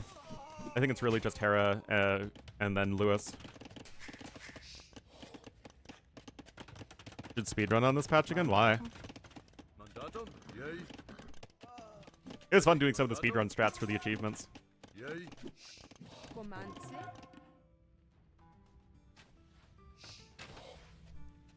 Fake persona? I'm sure, yeah. I mean, some people are good at it, but that can only be me. Well, I'm a terrible actor. Because I hung out with a lot of drama kids when I was in school and whatnot, and I tried to, you know, do some stage plays and stuff, and I was so bad at it. So bad.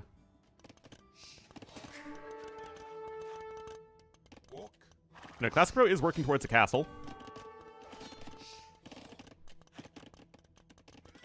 Yeah, still not walled on this east side is quite concerning. Another couple kills here from Classic Pro. 70 villagers to 53. He's just cruising. Can't think of themselves in alternate personalities. Yeah. I was made for... I don't... Is my humor slapstick? It's not like I'm literally slipping on banana peels and stuff like that. I don't even know what my humor is.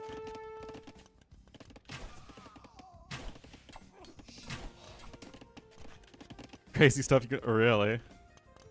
Poor? Yeah. That's true.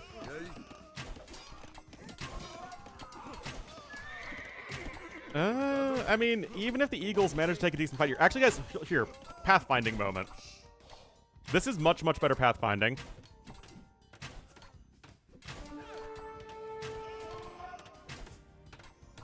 Look at this. Yeah, that is real talk. That is much, much better pathfinding. Like, last patch, the crossbow would win this fight. Now the Eagles win it decisively. Okay, that makes me happy.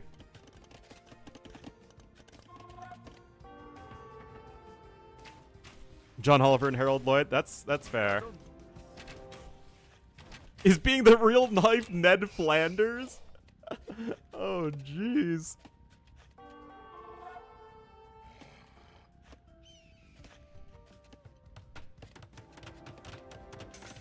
Jay. Mandatum. Oh, man.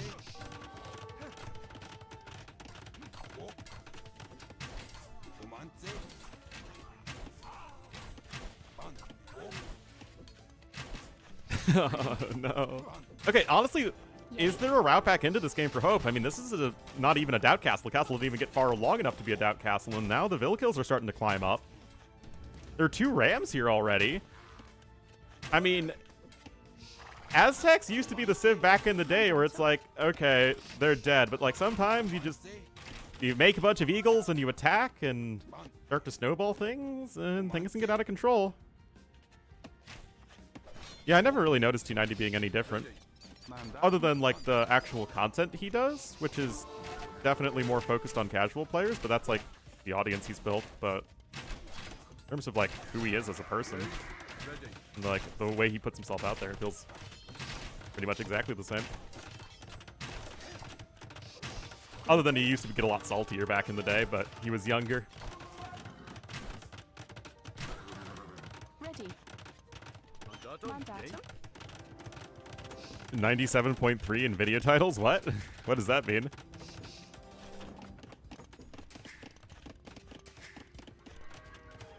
Palpatine, I guess.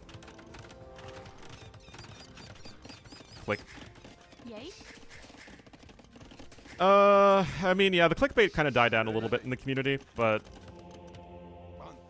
yeah, I don't even know at this point. I don't even know what's like the YouTube content that people mostly digest is.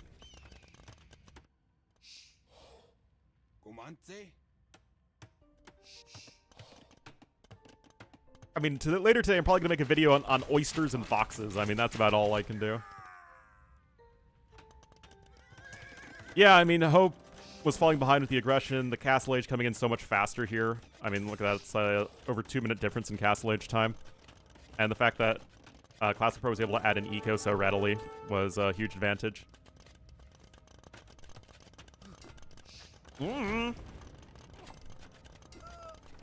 That could be a little awkward.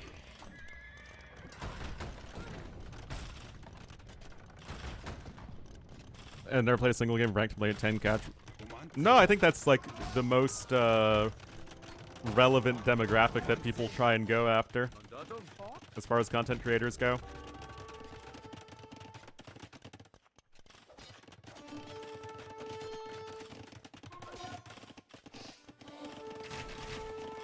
What? Oh my goodness. Like, that's so bad clickbait that it sounds like it's like a joke. I don't know if it was, but that's what it sounds like.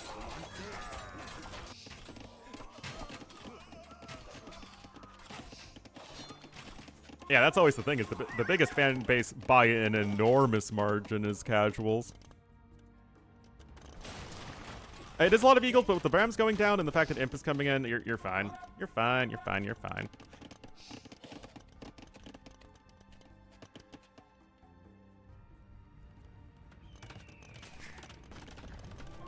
More elbows coming in. Wow, you're even picking up Yeoman. Grayton. No, that's the other tournament, NVMT. That's the one we're probably going to cast after this game. That was a push. It was a Hail Mary push is what it was.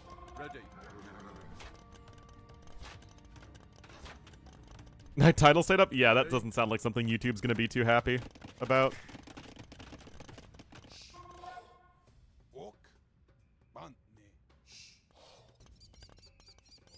The woke eagles are here. What, guys, the frickin' woke culture destroying pure Age of Empires.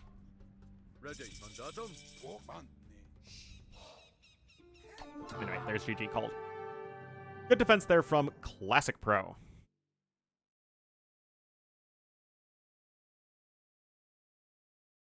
But honestly, I think that this is actually a great example of... Okay, so you have civilizations like Britons and Turks and Aztecs here that are good civs, but you just never see them because they're so power crept. But that doesn't really make them bad by any stretch.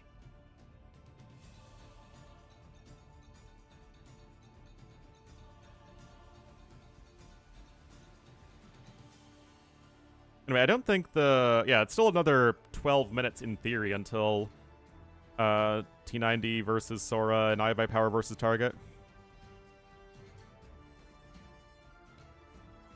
So often, people want to talk about T90 because he's the biggest caster.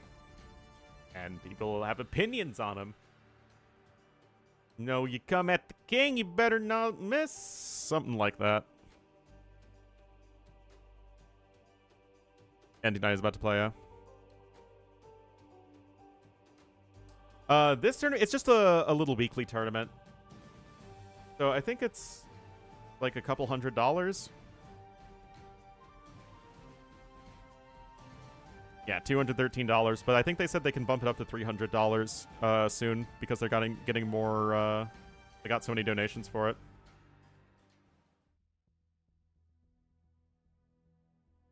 Spectre looms large, yeah. You guys really think I have way stronger opinions.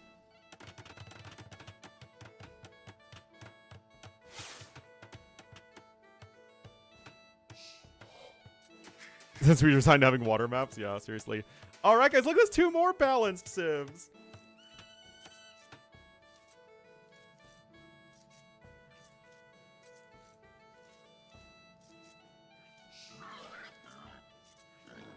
Ornlu a stretch!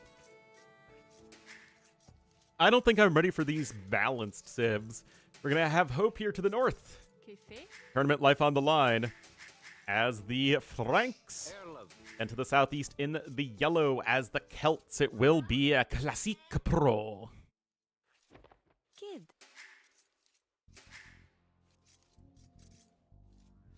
Celts eat TC? Yeah, Celts versus Franks is always an interesting matchup to me. It feels like...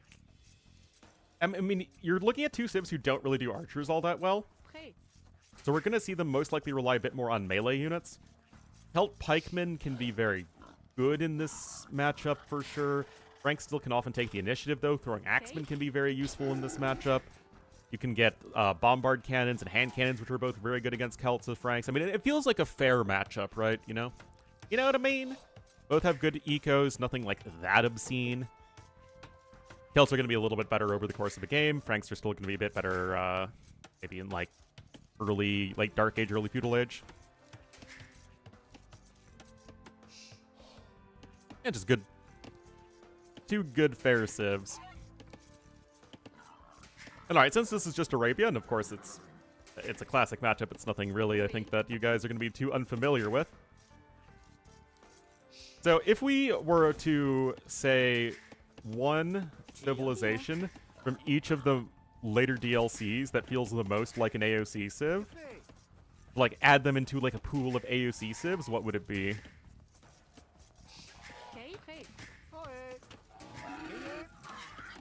Like, the Forgotten has a lot of civs. Like, most of them feel like they could easily just be AOC civs. I'd say maybe Slavs. Or, like, Magyars are also a fair one, but I'd probably go with Slavs. Magyars, Tatars, Bulgarians are all great picks. Dravidians, yes, I think they're the most normal of the Indian civs. Gujaras, no way. No way. No, Dravidians absolutely feel like an AOC civ. Yeah, Berbers do, Ethiopians do for sure.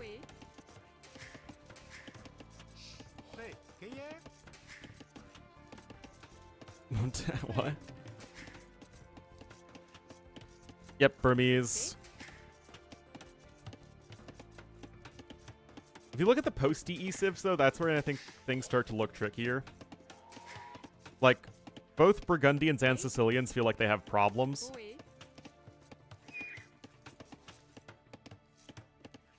Yeah, I mean, last cons is basically Bulgarians and Tatars, which feel like perfectly fine AOC-style civs, and then, you have frickin' Cumans and Lithuanians, which is like, ah! Yeah, I'd say Sicilians feel a bit better than Burgundians right now, because Sicilians feel like they're viable on different maps. Like, Burgundians are just kind of too strong on closed maps and too weak on open maps. Sicilians feel a bit more balanced in terms of where you can play them.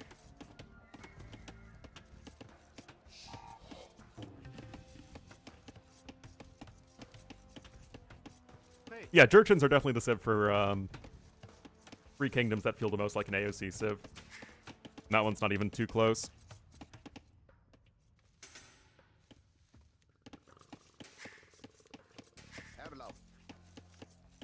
Better than Pole? Yeah. You have... I think Burgundians and Sicilians both have problems. Both Poles and Bohemians have problems. I think that... Gurjaras and Bengalis have problems. Romans, obviously, I have issues with. Okay.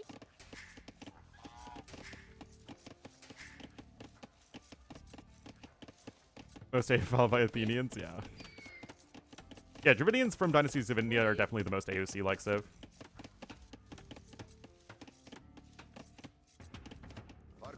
Anyway, a couple of militia coming in here from Classic Pro, so it is going to be a more modern version of the Drush that's just 2 militia with like 22 villagers up to feudal age, so this is like a 2023 strategy-ish.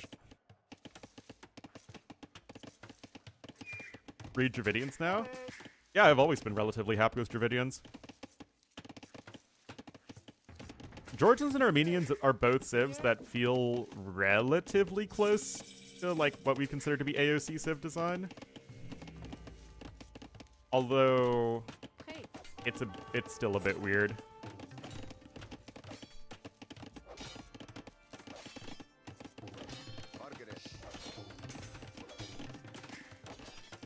Right, Bidax coming in. Actually, he did build 2 more militia on the way up to feudal age, so Classic Pro are really going to try and lean into the militia side of things.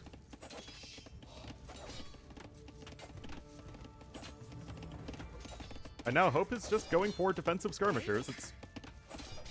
I mean, this is the modern metagame, right? Is this going to be good enough?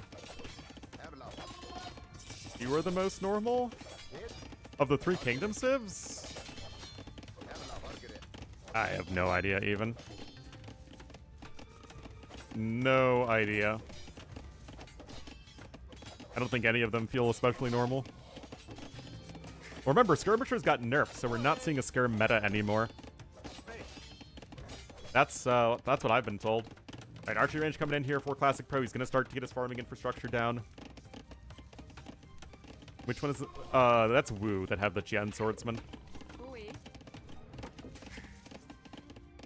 Alright, those house walls are in place, but you can see the Classic Pro is going to be getting ahead in the resources for now.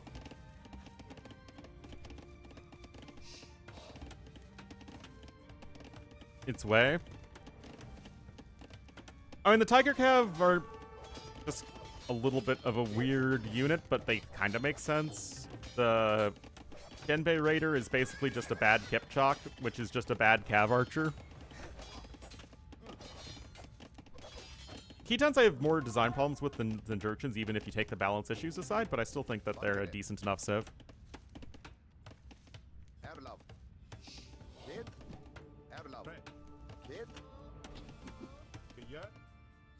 Uh-oh. Here we go. Men-at-Arms gonna try and get some value. Remember, no fletching is in yet. No Celt Men-at-Arms are speedy, speedy, speedy. Nice kill there from Hope, though. Remember, no gold at all. Gold out there is in the open. While you have the skirmisher follow-up. And if you can maybe just snipe an archer or something like that, or rather the one archer that's in this army, then the men-at-arms can go right back to go into town against those skirmishers.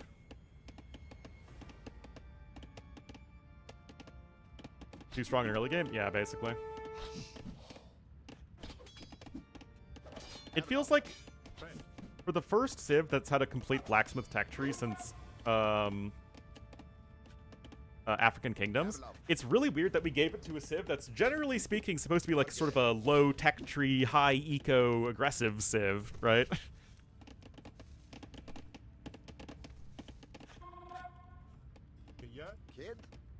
It is really weird. And that limits how much you can play around with their late game.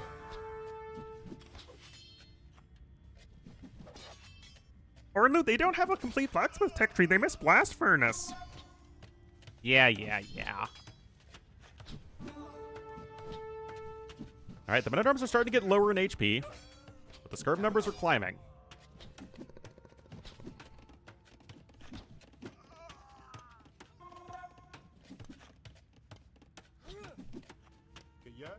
They're balance-wise, I think the 3K civs are probably all fine.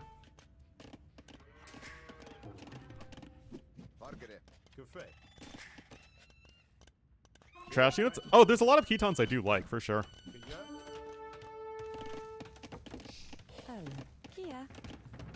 I just wish they felt a little bit more like a Chinese step hybrid, because right now they just feel like a step civ without having that more sedentary aspect to them.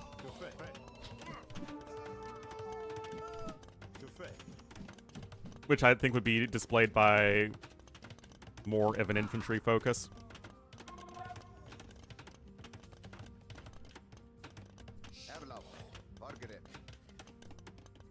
Pie and Tanguts, yeah. Double stable coming in here for Hope. Gonna try and click up to Castle Age. He's got good gold income, so reasonable eco balance for him. Although he is overall behind in resources, he's just invested a lot less into the Feudal Age.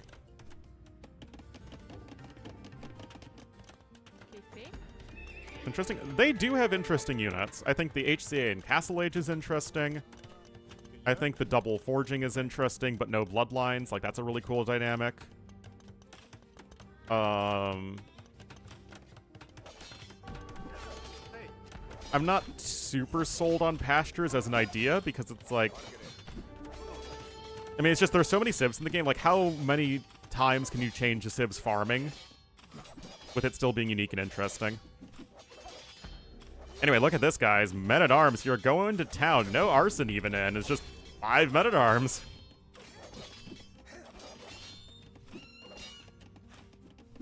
And this is getting really awkward here for Hope, guys. Market's gonna come in. Uh-oh. Was Hope a little too greedy?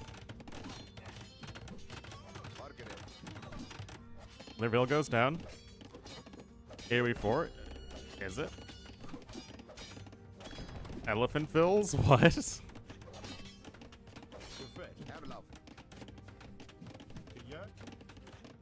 AoE 4 is so weird to me. It's just so disconnected from AoE 2. Like, it feels... There's zero overlap in terms of, like, content creation or, like, people who, like, play in both tournaments. Some play... Like, there are members of the community that enjoy both games, but, again, it just feels like they are in their own different universe. And it's not even the same franchise.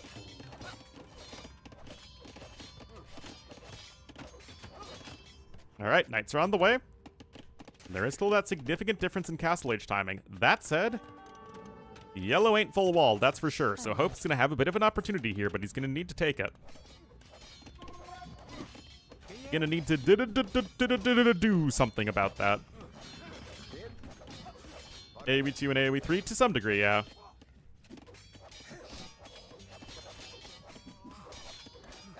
Alright, of course, Castle Age knights are good against Feudal Age men-at-arms. Be WoW? What? But WoW is an MMO! Alright, so it looks like the full wall is almost complete. Just needs that one house. Siege Workshop is still coming in. Wasn't fun, because it wasn't. I mean, I played AoE 4 pretty darn early on in development. Oh, like the art style and ambiance? Yeah, I can kind of get that.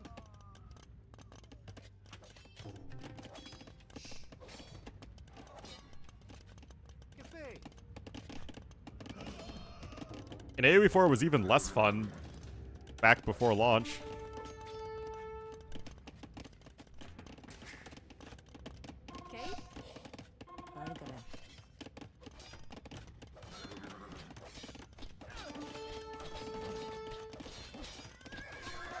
Oh, almost into Castle Age here. Stonewall's just gonna try and buy a little bit of time.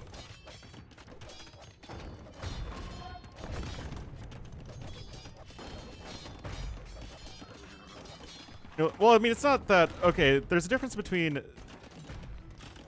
Because I remember, a lot of my complaints were, oh, this just needs to be polished. Like, there wasn't a lot of that. It was mostly, oh, this feels fundamentally flawed, and I really don't like the direction that this game is going.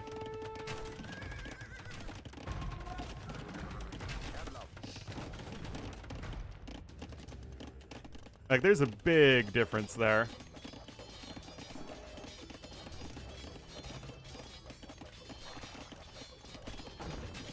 Like, I remember being really annoyed about the not being able to set my own actual hotkeys. Like, you had to use the stupid grid system.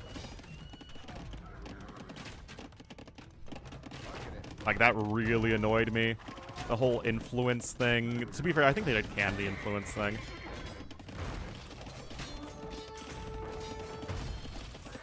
But, like, all of the wonders felt a little gimmicky.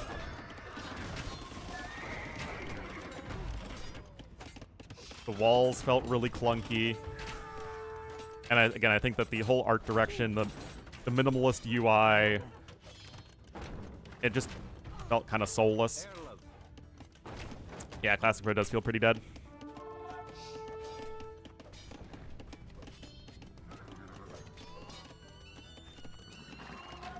Eichmann's coming in.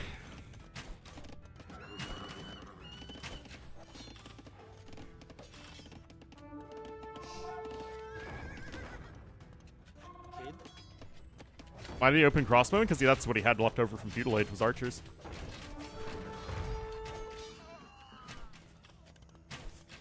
But yeah, good Castle Age pressure here from Hope. I mean, it was close, right? Just trying to buy a little bit of time, but eventually the Knights just broke through and got a ton of damage done. I think they did a lot to improve the game after launch, but then they did the whole, like, Civ variant thing, which is just, I think, really weird.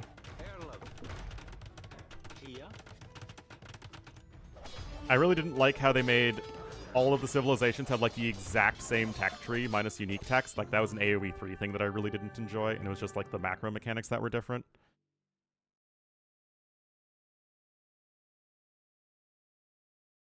Anyway, Hope does tie it up 1-1. Now, something that the AoE 4 devs actually did listen to is that a huge part of the appeal of AoE 2 was that it can run on a potato. So they did make sure in AoE 4 to make sure that it was something that could be run on not that high end of a PC. That said, I don't know if the art direction they actually went for was a great idea. Yeah, there is just something about AoE 4 that is like, for me. Anyway, guys, so what we can do here is it should be T90 versus Hope, like, now.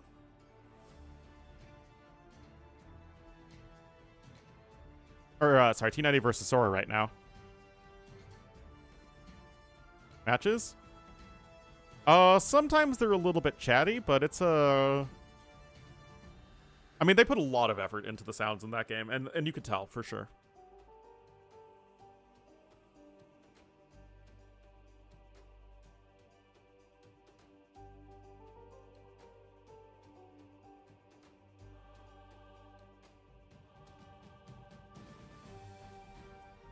TOS came on?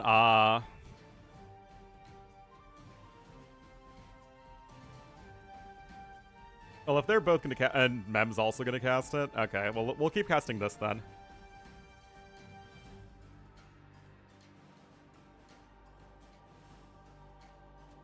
Is it going to take over the RTS genre? I just don't understand Stormgate at all. Like, it was hyped up, and then it just, like, never came out.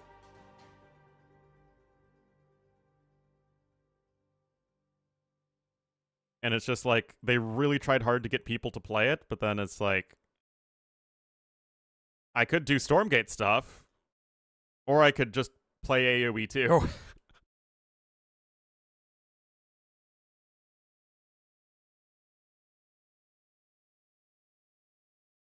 Well, at the very least, we're going to finish casting this series.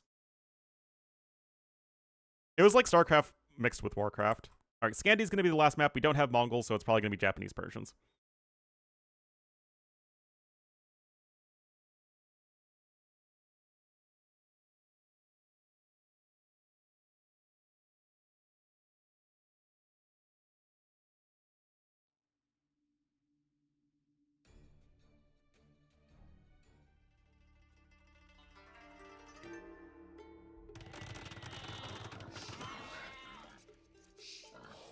Have very high demands for... Well, I think the issue is that I don't know why this is the case, but it really feels like more than any other genre, except maybe fighting games, people are just kind of happy with what they have, and there really isn't like a need for new games.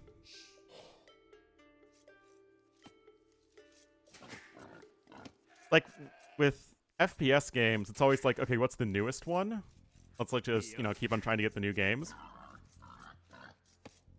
And I guess that's the same for like, I don't know. You have all the Battle Royale stuff and the live service games and like, I don't know, I'm happy with AoE.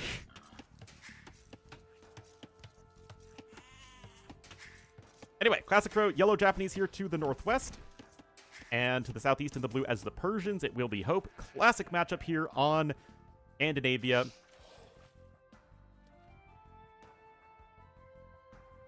Let's see how this one's going to go out, because this is the tournament life on the line for each player. As the priority. I think that's a lot of games that were made, is that you try and make them for with esports in mind, and then the games just don't end up being all that fun.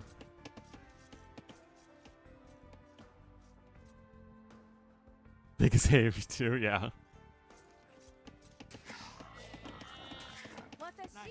Single player content? Yep.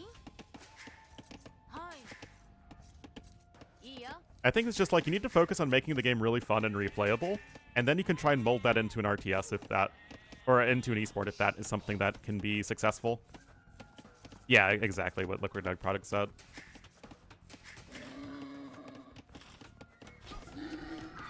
To me, that was kind of the issue with Overwatch, is that it was designed with being like an esports, with esports in mind. And then it was just like the situation where it's like, you create it, and then it's like not even, it just doesn't play all that well once you start to optimize things.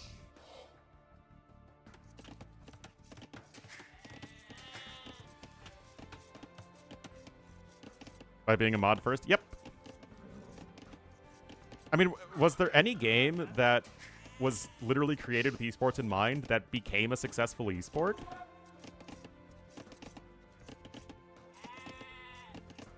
Just not as fun? Yep. I mean, you're always going to have anything that isn't made by huge developers always going to have a, I guess,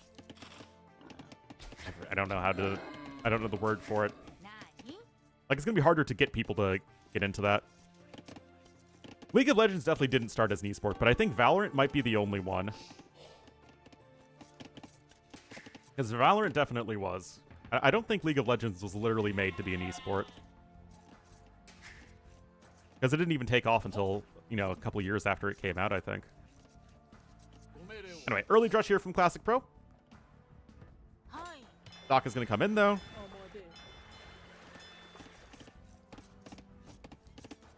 Team Fortress? That definitely wasn't designed with esports in mind.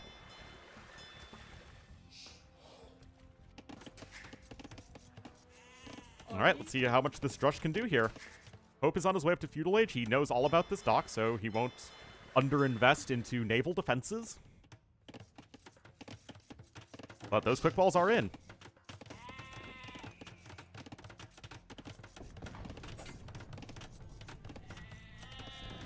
Of Overwatch and Counter-Strike? I mean, Overwatch was seen as like the successor to Team Fortress back when it came out. Its fanbase, yeah. Team Fortress was a game you just played for fun. Really wasn't designed to be a super sweaty esport. Anyway, so far, good defense from Hope. Hasn't really taken any significant damage. I mean, he'll have to rebuild that house. Oh, Valorant? Yeah, it's basically Counter-Strike, but with Overwatch characters. Because what Overwatch did really, really well is it made its characters super marketable.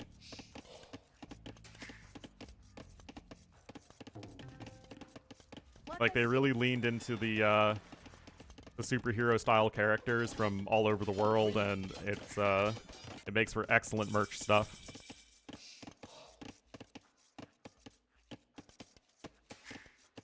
So yeah, you can market at the kids and stuff a lot more easily. Not kids, but less, like, non-hardcore gamers. Oh, here comes the trap! Oh, he was thinking of the trap. And a depressed samurai! Oh! Oh, he's going for it! He's going for it. Very well done there from Hope. Got the fire galley on the way. Neither player has docked the southwest yet. And there comes the tower. I mean, he has nothing else to actually kill these units, so the tower is actually kind of necessary. She's in no life. It's funny because in America, that's just what Call of Duty is. But now, like, everyone's talking about the new Battlefield. Oh no, the two wolves! Oh no, Classic Pro! Oh, the quick balls! Oh! Oh, but he never started the dock! No!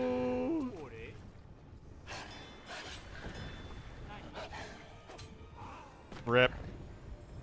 And now the fire galley's out here. Wait, he lost another Vil somewhere along the way. Oh man, this has been a rough game for Classic Pro.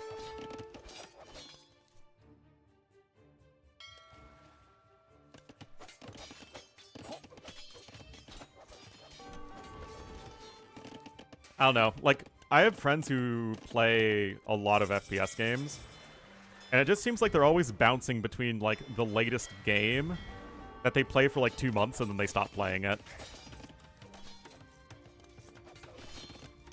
It's just not it's not how I typically interact with video games.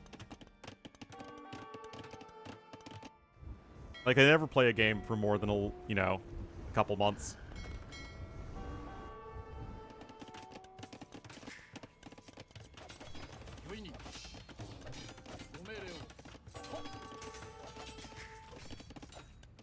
I don't know if that's just, like, an American thing or an FPS thing in general, because FPS is, like, by far the biggest type of game in America. That and sports games.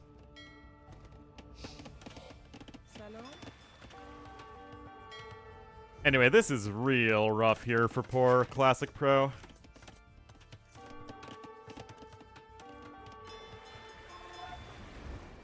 Destroys your soul.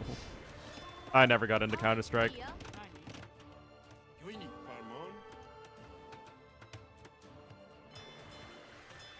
Like, I played Call of Duty because I could have fun playing Call of Duty with my friends and it not be super stressful. Classic Pro. Counter-Strike, I don't know how you can enjoy it without it being super sweaty.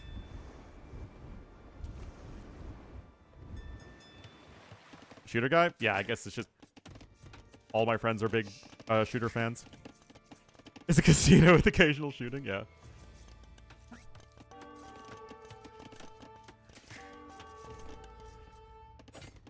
Alright, Men-at-Arms actually now coming in here for Hope.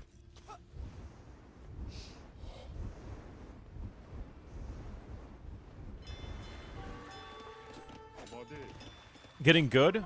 Yeah, but like, even if I don't play that much Call of Duty, I can still have very good games of Call of Duty and just, get very good games.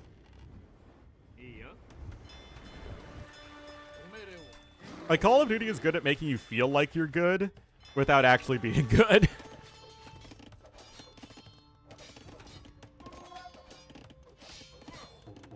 Anyway, it's a very late Men-at-Arm rush, but I guess he was thinking that maybe Classic Pro, because he lost his entire forward, wouldn't really expect it, but the walls did come in time.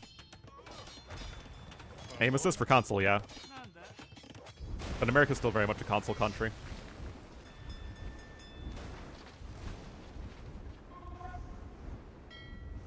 Up.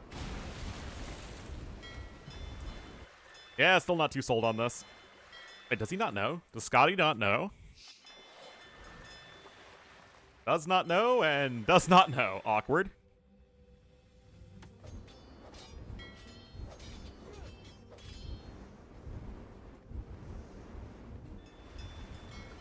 Camping snipers? I mean, it's mostly just fun to run around and shoot people in the game. Not in real life! Don't ban me, Twitch!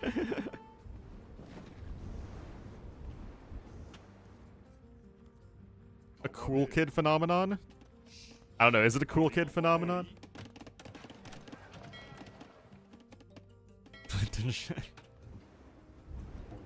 Well, like I said, other than AoE 2, I mostly just play Borderlands or Nintendo games. I don't really play anything else.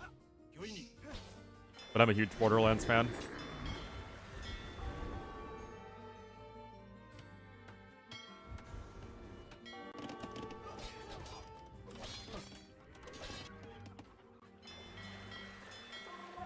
Every Nintendo game? I said Nintendo games in general, not every Nintendo game. Yeah, goobers. Anyway, Hope's on his way up to Castle Age. I mean, this has just been such a rough game here for poor Classic Pro. FPS. Does Doom have a multiplayer?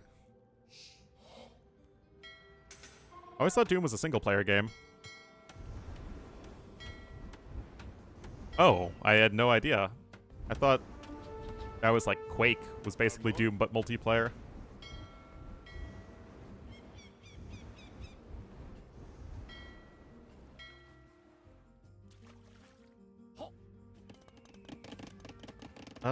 Going for some skirmisher. I don't love the skirmisher play, especially when you're so close to Castle Age. Feels like you might as well just go for some knights.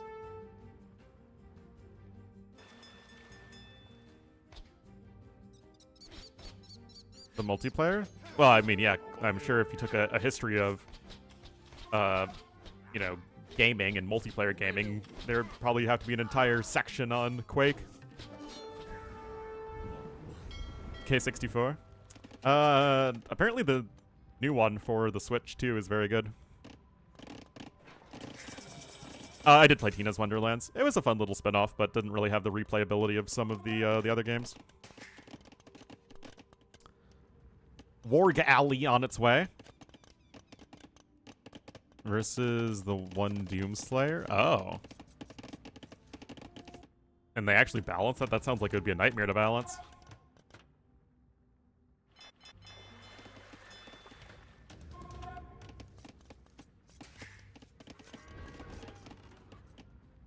No Diagon Heli. Yep. Nice skill issues. Something, I guess. Well, those fishing ships are going to be having a rough time. I mean, the KD has just always been great for Hope this game. 3 units lost to Gaia for Classic Pro is real rough. So, sidetrack from the game. Dirty Scroll, you're not new to this channel. This is basically par for the course. I've still been trying to cast it in the background. Not very successfully, but, you know, we've been trying. We've been giving it the old college try.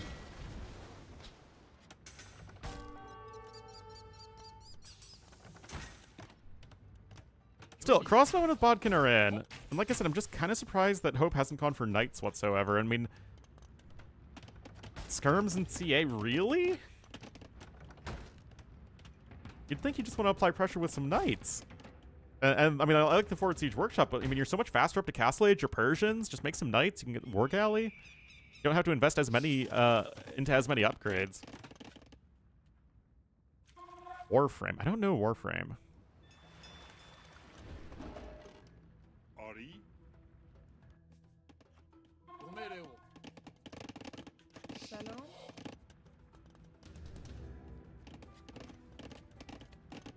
Alright, so I guess the CA switch is coming in for Classic Pro, and we're back to just skirmishers and cav archers.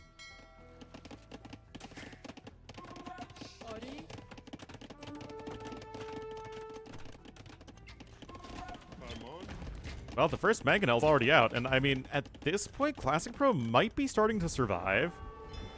The issue is that he doesn't really have control of either side of the water.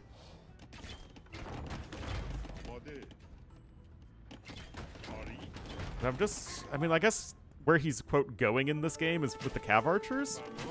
And even these archers are going to get some value, although the scrims already have +2 defense in.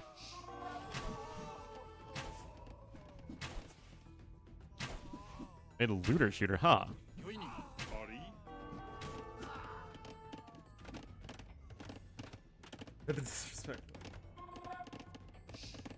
I don't know anybody IRL who plays AoE 2 other than me. I'm the only one.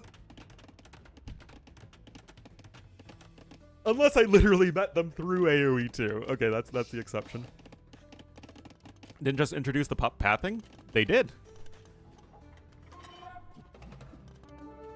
I mean, I know people who, like, played it a little bit as a kid, but again, I think it's just, especially for my generation, it was really just, like, Call of Duty, Halo, and then Nintendo games were the big ones. And now, like, you know, Madden and NBA 2K and FIFA.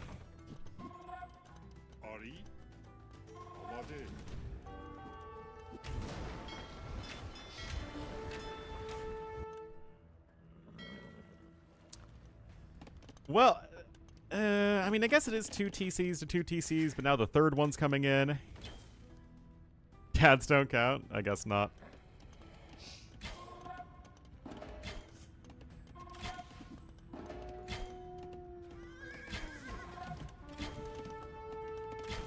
Communist sports? Yeah, no, FIFA is still reasonably popular in America. I mean, nowhere near as popular as Madden, but reasonably popular.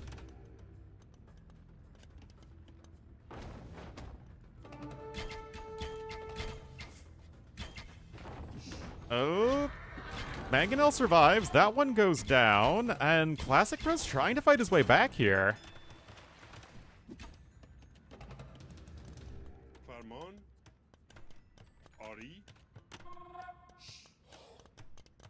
I mean, now you're going in with the university.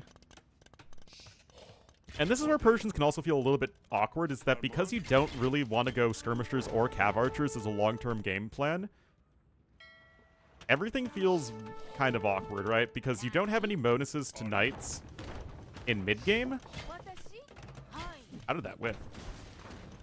Obviously you're not going to go infantry, you're not going to go monks. It does become a little bit awkward to play them, because you just want a big eco to make cavalry, but you can't really make eco and army at the same time. Persians are the anti-Hindustanis in that regard. Why does this say I have an eagle warrior? My hotkey. That doesn't make any sense. Capture Age? Why do you think there's an eagle warrior over here?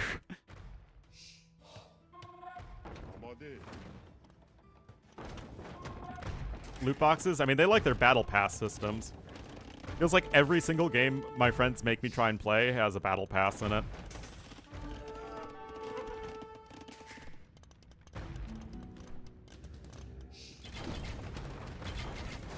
And I'm like, I don't understand battle passes. And they're like, every game has a battle pass.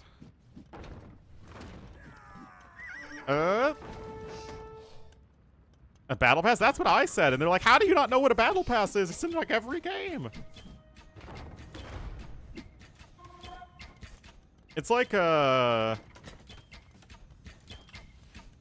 free-to-play thing where you like gain battle pass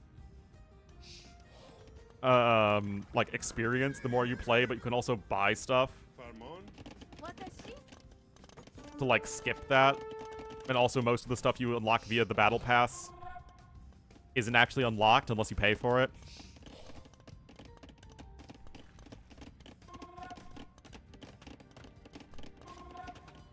Yeah, I mean, Call of Duty is like one of the biggest examples, and it was a big shocker to me.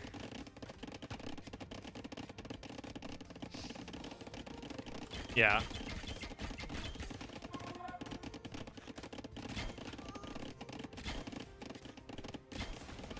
The Bozier? Something like that. Anyway, guys, I mean, on the one hand, it looks like it should feel pretty hopeless for Classic Pro. But on the other hand, he's got 3 Mangonels, he's got a big blob of Cav Archers with ballistics.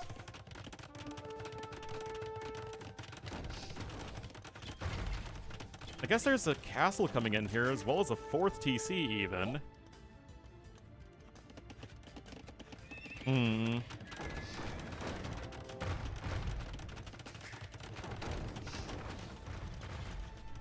Along the right? Yeah, that's for chumps, that's why. You know what would save Hope's butt right now? Elephants. I feel like going for elephants is something that could only result in significant and immediate success. I think that checks out.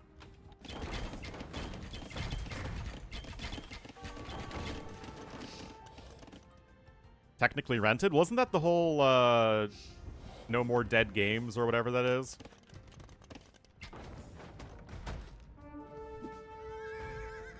Like, if you buy a game, then you should be able to play it in perpetuity. At least to some degree. Stop killing games. Yeah, that thing.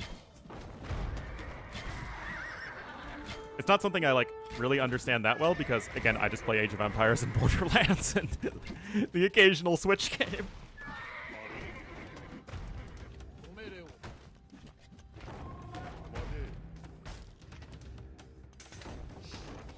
Pirates. I have no idea who that is. Skirms win games? I mean, that's something we always knew. Anyway, this might just be good enough fights at this point. Yeah, that Persian TC is slowly getting eaten, but... Actually, Classic Pro's still going to click up faster. Okay, this is... Huh.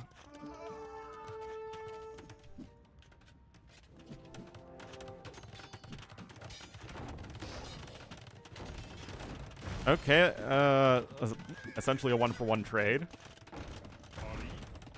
Okay, Imp is actually going to still be in slightly faster for Hope, thanks to the faster research time.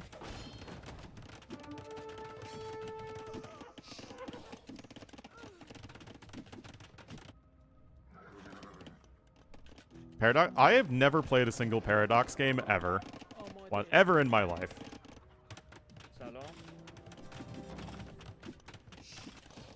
I feel like I would get very bored.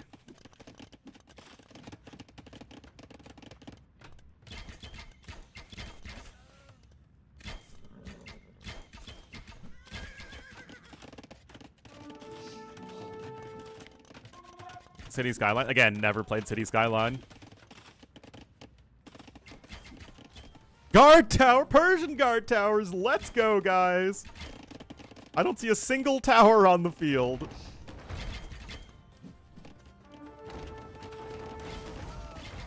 Okay, there's a 1-for-0-ish trade.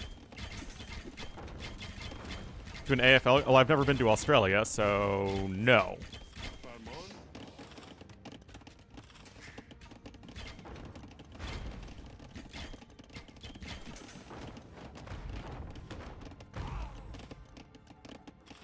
Didn't have enough options buildings. I have no idea.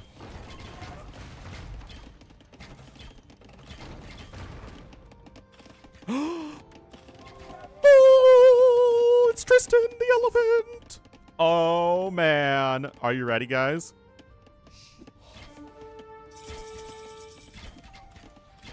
Are you ready? Are you ready for the Elephanto that has no upgrades at all and is just gonna get arrowed down before it gets one hit in?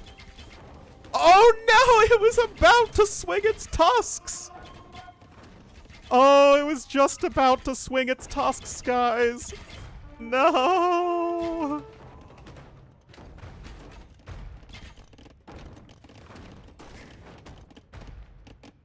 He was so young. Guys, why on earth is this game skirms and cav archers?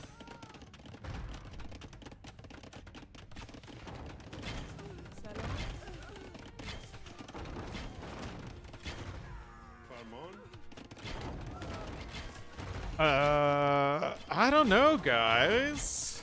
Jumbo. Like, this just feels so underwhelming from Hope, despite his eco advantage.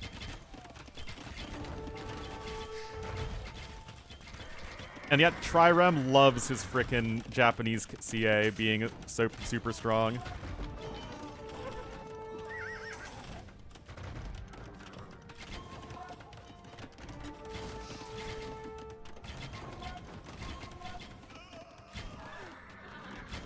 Like, aren't the Paradox games even slower than Civilization.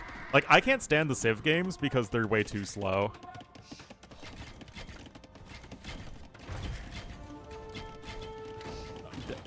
Well, I mean, look at this. He's got 4 capped rams on the way, 3 siege workshops at home.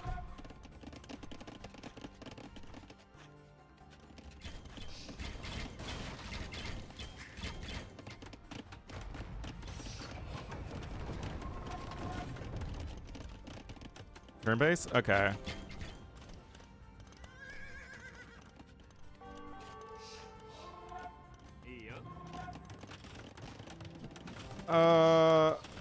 Oh my goodness, he's actually making more war elephants. Oh, go get him! Go get him, Tristan!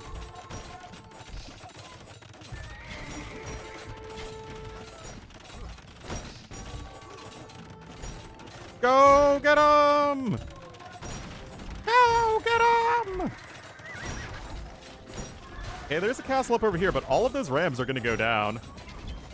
I don't think they're going to be able to actually get a castle. I think. Okay, yeah, now the repair is in. Mass Nori is on the way. I want to see more elephants, guys. And now Hope is, I guess, back in the driver's seat. I mean, that push was a big old fail. It didn't even do enough damage to destroy the castle. So the castle only took around 4,500 damage there. So even without any repairs, the ram push wouldn't have worked.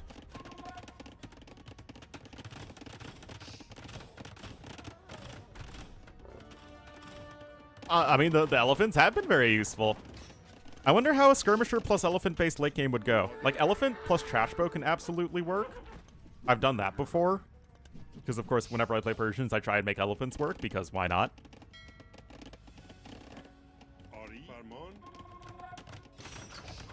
But yeah.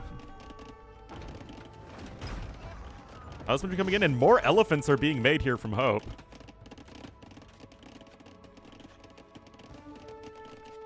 Another random Persian guard tower.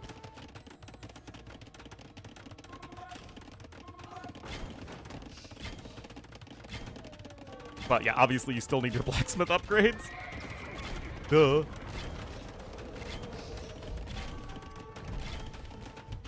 Oh, don't get ring archer armor. That's a lame upgrade.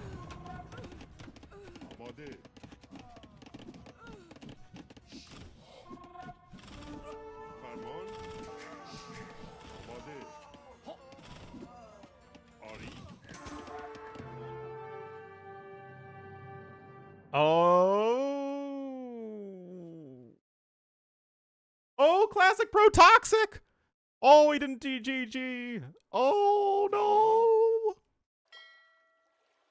And Hope actually beats Classic Pro here.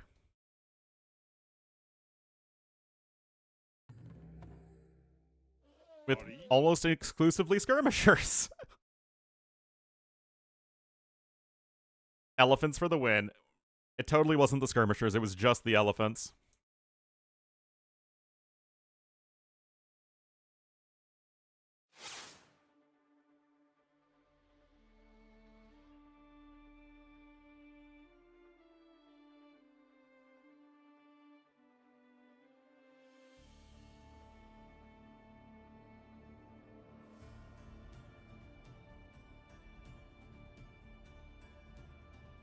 "26 versus 24 characters, what?"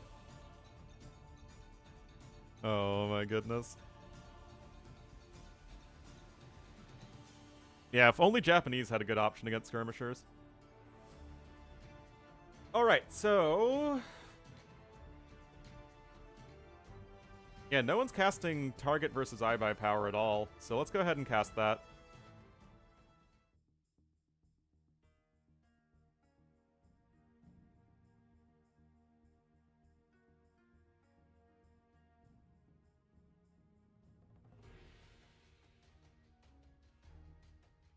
Button Dessaster 2 posted by @low.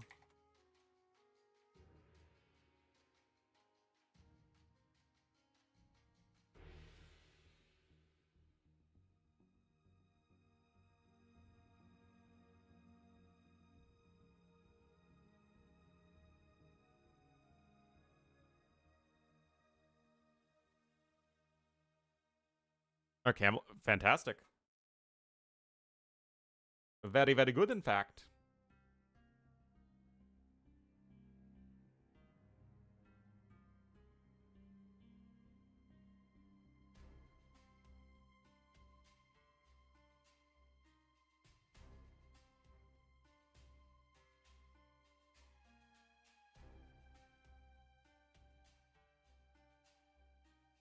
Hmm.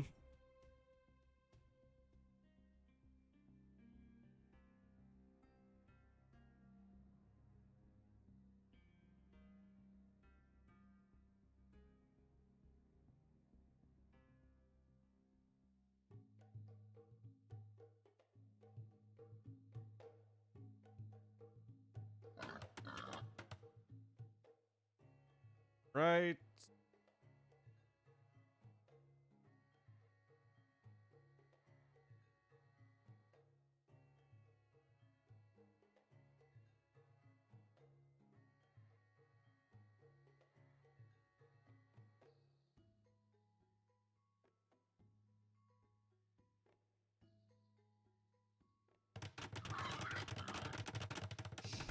Let's see.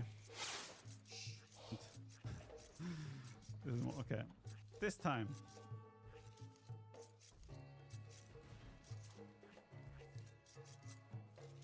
We deleted the whole gold mine. This is so stupid. How did they do this? How did this happen? Oh my god. Anyway, iBUYPOWER apparently won game number 1. So we're going to have Target in the blue as the Malay to the west of the map, which should be one of, if not the best civ on this map. And to the east in the red as the Byzantines, it will be iBUYPOWER. Alrighty. Oh, I changed the logo on the other one, but there we go. Yeah, I mean, you should always kill the boar with the TC now. There's no reason not to. So yeah, this map is basically BF, but a bit more aggressive. You have 3 different choke points. They're all fairly wide, all things considered. You also have the resources in the middle as well. So it's kind of like you just have the different lanes. You can only go 1 TC, but you do have the fishing available to you. Guaranteed in the back of your base every time. So when I've seen this map, it has been a lot of forwarding as people try and play a little too greedy. And then they just kind of die. Because it's, again, kind of difficult to actually defend yourself on this map. Liberal 6 relics map. Yeah, the woke 6 relic culture. Oh, everyone has to have their own even number of relics. It's disgusting.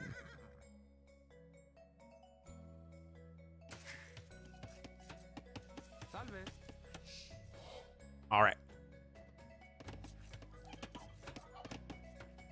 Summoner's Rift? What's Summoner's Rift? I mean, it's kind of like BF. It's even got the road. The League map? It has a name? I thought it was just the League of Legends map.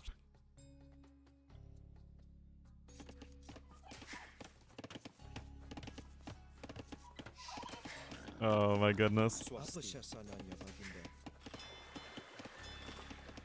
It does? I thought it just had the one that was like kind of foresty. Anyway, fishing has already started. Doc is coming in now for iBUYPOWER.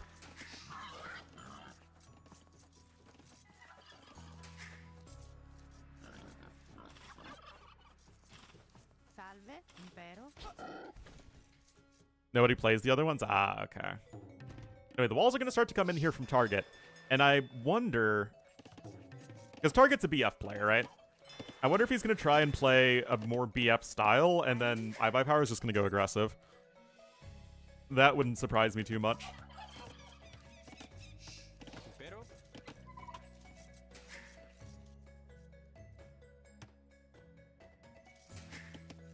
Anyway, Loom coming in.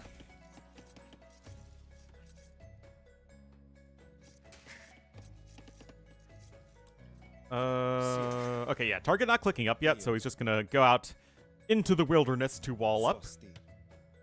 But I still think that it's gonna be very, very difficult. PLR Pipeline versus PLR High Tower? Ah, okay.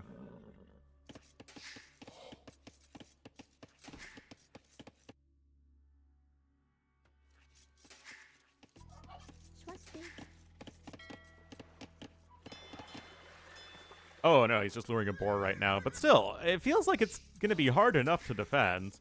And we could easily see a lot of forwarding type plays on this map. And yet, it's relatively passive for now. Loom just now coming in for red. I mean, it's still 3 fishing ships to 2.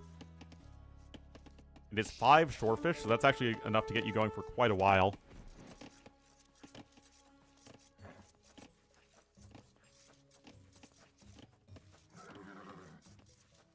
Oh, the scoot!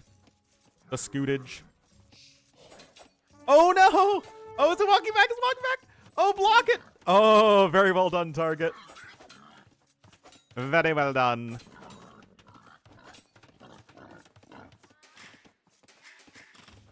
Is accruing some idle time, but is now clicking up to fuel on 25 pops, so pretty fast.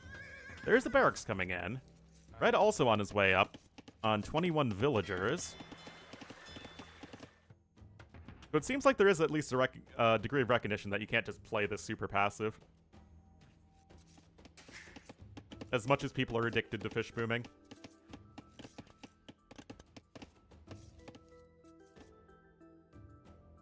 And it actually is going to be some militia on the way for target. Now, you'd actually have to delete the wall to get the militia forward, which is kind of awkward. I have more fishing ships on their way here for target. Whoa, 6 villagers long-distance gold mining? This has to be for something specific.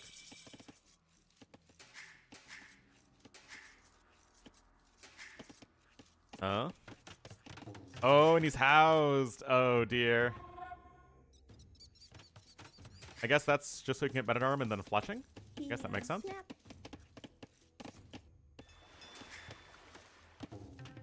House coming in there, but I assume iBUYPOWER is just going to be going for some skirmy bros, and yet here we go.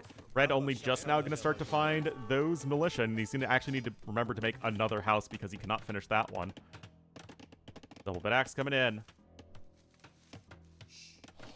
Where is the extra buildings, or rather, where are the extra buildings? You still have the extra fishing ships and the extra villagers right now here as target, even with the extra idle TC time that he has. Lay Eco is just very difficult to gainsay.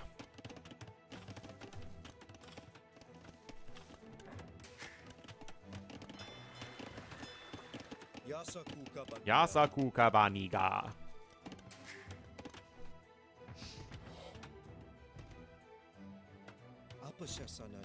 All right, big old stone walls coming in, but here we go. I was wondering where the archery range was. Ah, there we go. Yeah, it feels like this is just an aggressive map that is posing as a defensive map, but that's totally fine. It's interesting, right?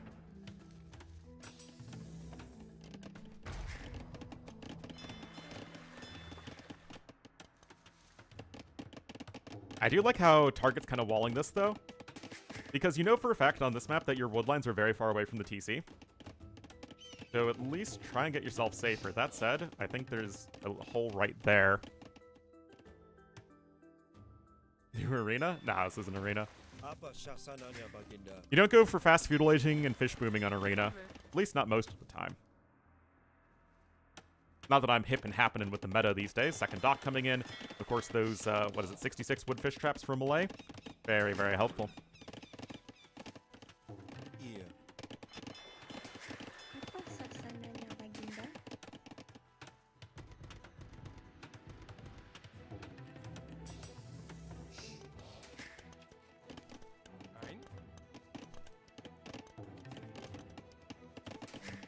That said, we're going to be full wall. You had enough stone to completely wall in his side of the map. Now, obviously, there's still the villager here that he has no idea about because there's like an enormous amount of space that you have to play with.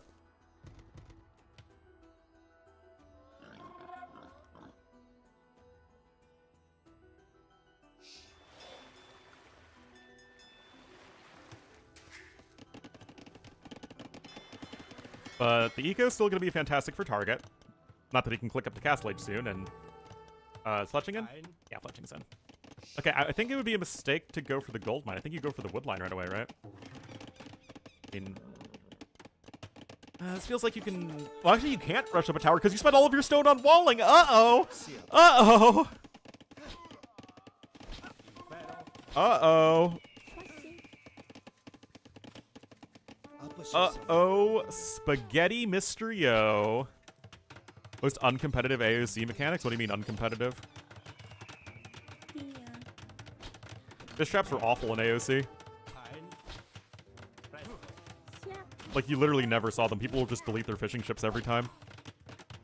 It was only later on that they made, one, fish traps more efficient, and two, that it was the huge change was when you could stack the fishing ships literally on top of the fish traps. Well... Yep. That happened.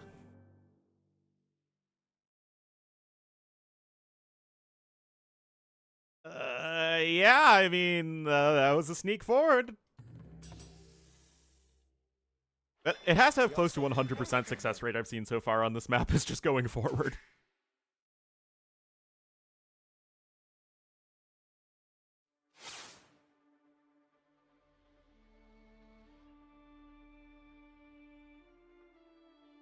Oh, Canberra's next.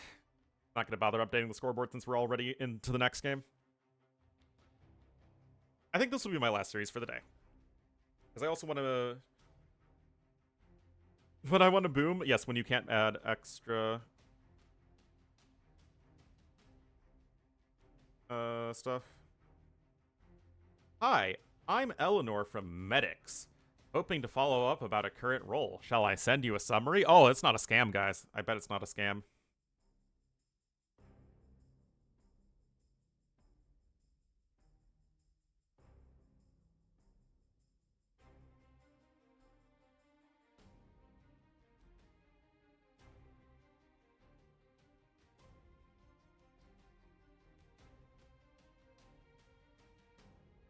Man, I have no idea what that is.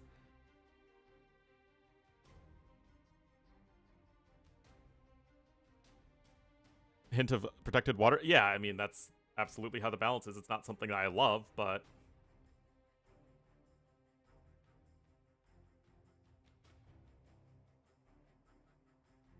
It is what it is.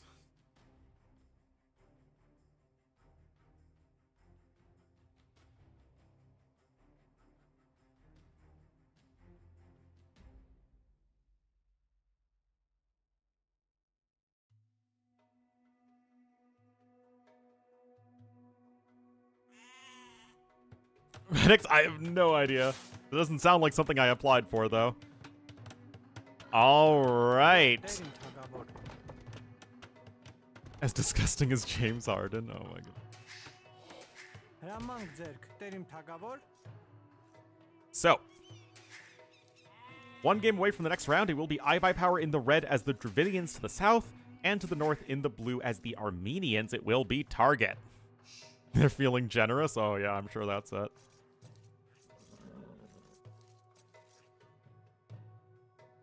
Died live on Kick? What? That's horrible. But I guess it's bound to happen with people, you know...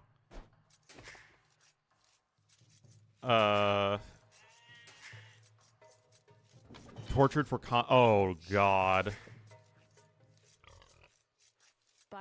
Yeah, that's the sort of stuff that... Oh, jeez. I mean, that's the sort of stuff that people are bound to do eventually, but like that stuff has to get regulated real fast. I'm sure if they were on Twitch, it would have been regulated because Twitch at least has much more semblance of moderation than I think Kick does. It's like, yeah, that just sounds horrible.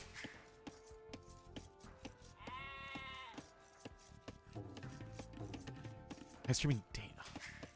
That's just...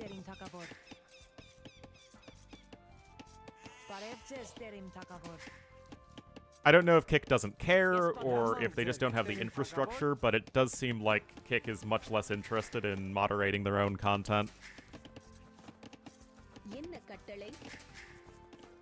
Yeah, that's just horrible. Not our fault, yeah. Right.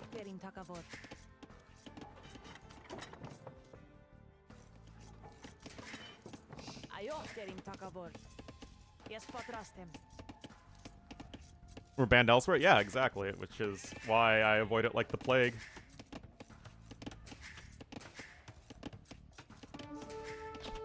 Inception, yeah, it's not something that feels. Oh, jeez. Oh, no.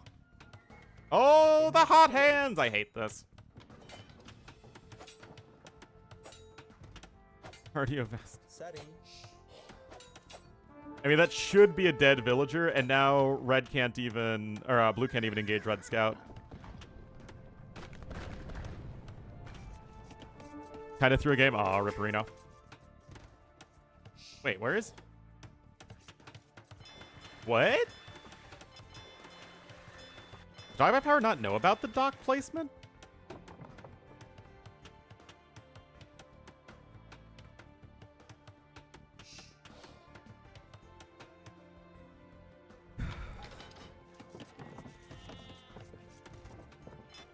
Just read about it? No, it's just heartbreaking. Anyway, I guess fishing ships are on the way. It is faster out here for target.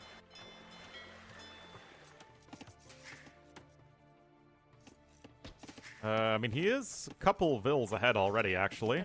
No Loom versus Loom being in, so yeah, already a much, much better start here for target. Also, Armenians are, I think, a better civ on this map. I think. Maybe in like an aggressive fire ship-ish sort of battle, Dravidians might still be a little bit better, but I think that the start is good enough here for target that it doesn't make that much of a difference. Champ Ram, I don't know how you get into Champion plus Ram on Canberra 1TC.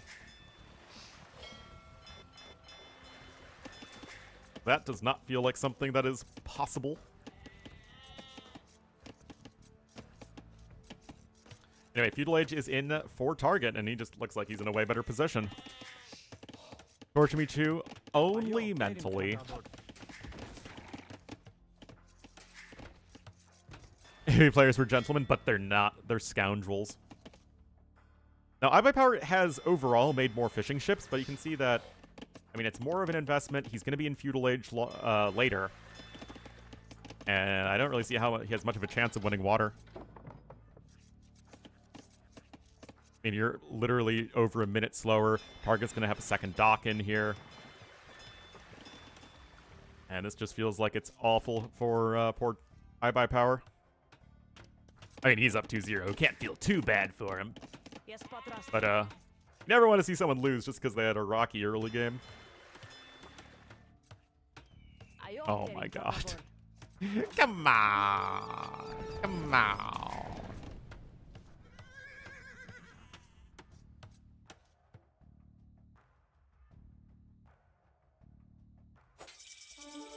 Physically infinity because I'm not into that.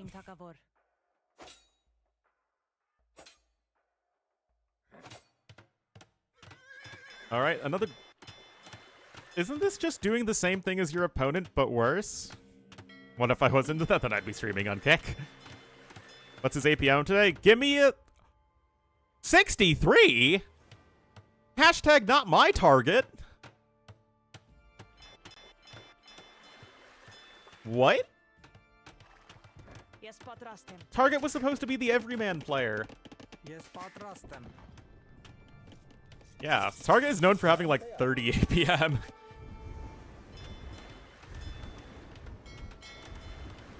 Okay, tower coming in. Third dock as well. Those fishing ships are going to be safe at the very least. Target's count anytime, yeah. Still, again, it feels like you're doing the same thing as your opponent, but worse.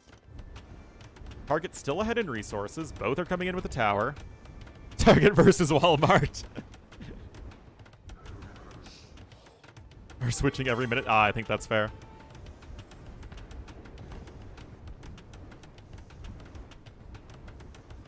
Galley also comes. So I guess the galley's going to be over here so it can shoot from behind.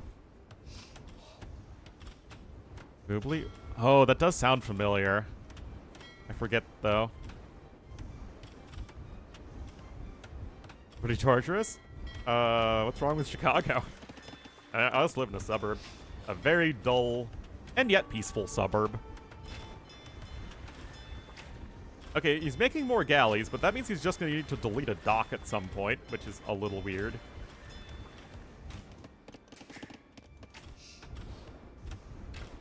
And of course, more ships incoming. With keyboard only? Not easily. Great demo ship hit, though, and even the galley survives on 3 HP. Just to immediately run into that watchtower. There you go.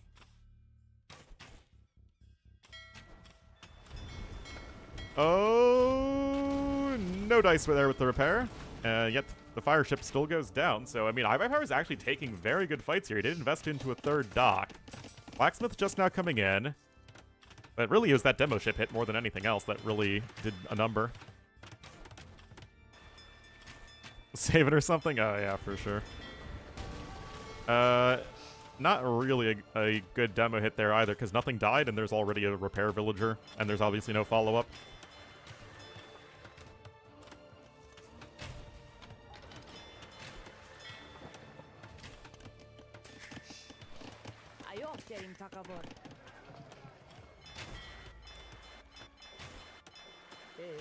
Yeah, Fire Galley is just getting all repaired up as needed. Yes, you are still ahead in resources as target, but because you're taking significantly worse fights, it really doesn't feel that great. Chicago, they basically are a terrorist organization. Basketball terrorist organization, but, you know, not terrorist organization nonetheless. Also, for some reason, they were appropriated by MS-13.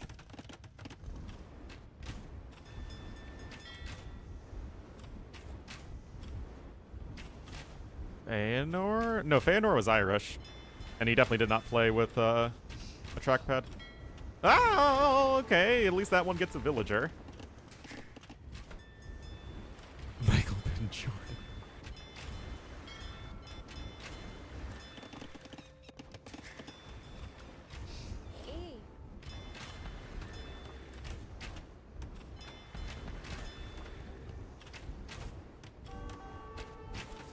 Yep. The older one? Melkor was the older brother.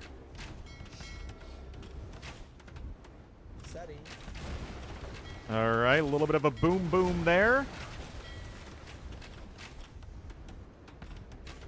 What a bizarre game. It looked like it was such a bad start for iBUYPOWER, but then he just dock blocked here and started taking good fights. And there's the dock deletion coming in. Still no fletching in, though. Don't see a blacksmith yet either.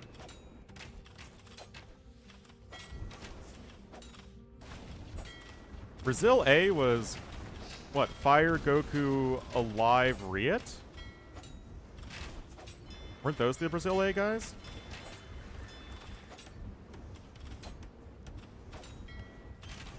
And then Brazil B was, oh! Another kill.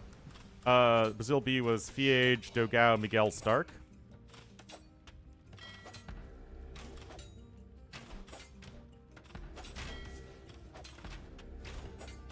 Well, tower is going to go down. Now, target is going to be able to click up. Everyone water? I did ask. Oh, Fiage, yeah. Fiage works at Forgotten Empires now, I think. Well, to be fair, I guess all you need to do is just get an amazing demo ship hit and then just clean everything up because your opponent can't reach your galleys. And look at this, all the fishing ships were protected, so, I mean, when you're wrong, you're wrong. I'm not too proud to accept that I thought that iBUYPOWER was just dead in the water. Was it like, oh yes, that's correct.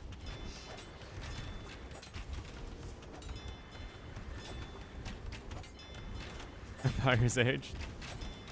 Oh, well, that was a good hit for target.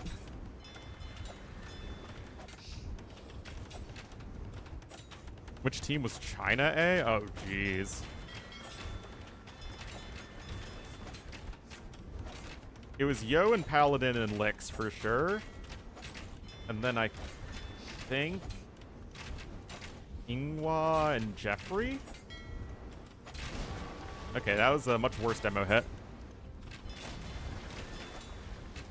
iBUYPOWER. Well, you're just trying to destroy the dock. It's not necessarily about trying to get through here. It's about destroying the dock. There was no China A? Oh.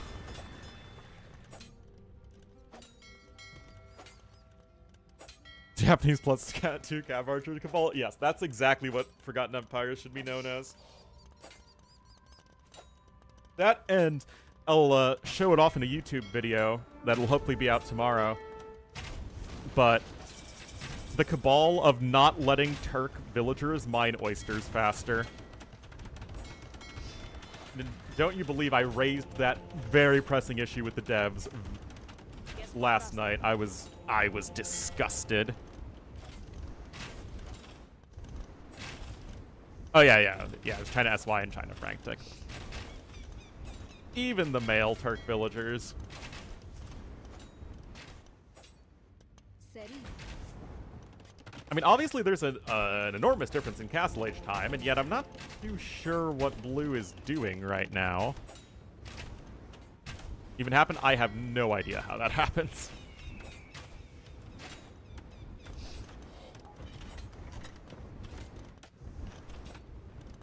Foxes have very few bonuses applied to them.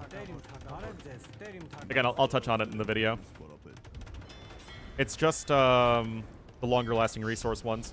So Malians, Jurchens, and Mayans. There is no gather rate bonus.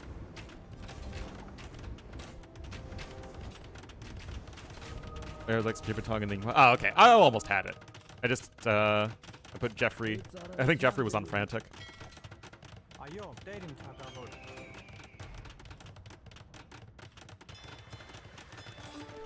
Getting cancelled. Do we like this castle? It's to try and take back water, but honestly, guys, would it have been that bad to just castle drop the walls? Whoop. Oh, I remember Whoop. Yeah, Tim Seal, Jeffrey, Vivi, and Whoop. Yes, patrastem.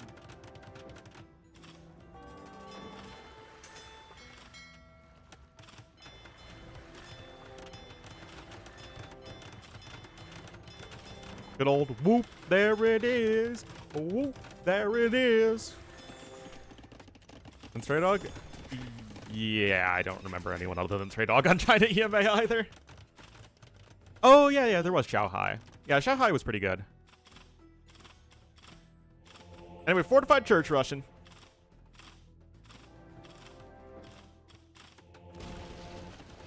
Getting in a bunch of relics here. And at the very least, this castle does prevent any ships from sailing over here and targeting the town center. But, like, look at all this. Like, Homie is literally going to double castle drop at this point. And I don't really think this is likely to get stopped. Bodkin coming in, so maybe just a few elephant archers here to help out. Yeah, exactly.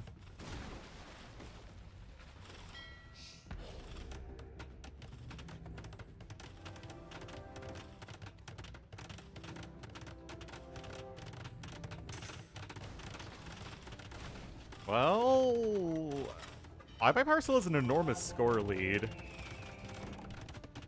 But the resources are pretty even, and I still think it's going to be... Okay, so here's the thing. How do you deny castle number 2? I guess that's the first question. I don't think you can. And I do think that Target did make a big blunder by not just castle dropping the walls.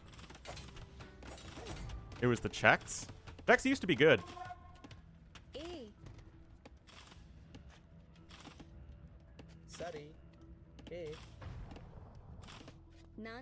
Lloyd's a man. Very, very good player. Yeah, they didn't have Dracont at all.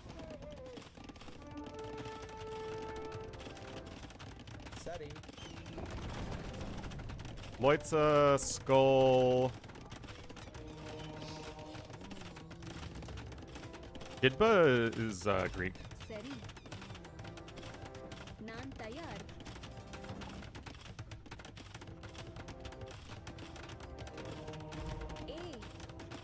Yeah, this could easily just be GG.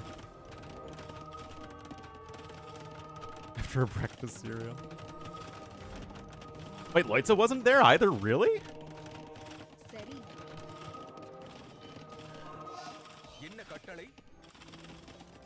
Golovenka, Yannick, and Mango, Era, and Exit. Oh, wow. I mean, Yannick was also super good. To be fair. Yannick was, like, I remember especially on water maps, Yannick was really, really good.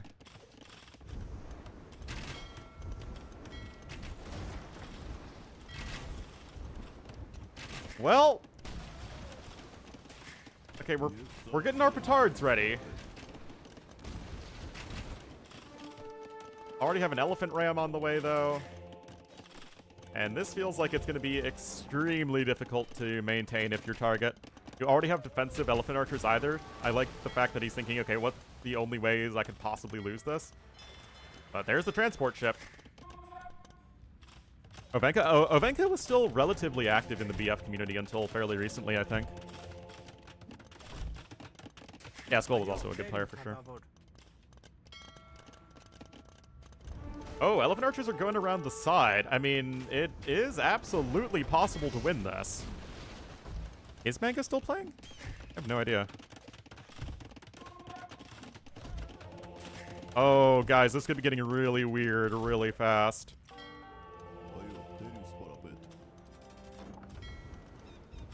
You only need 5 petards for a TC. There are 6 petards in total. The elephant archers are no longer in position.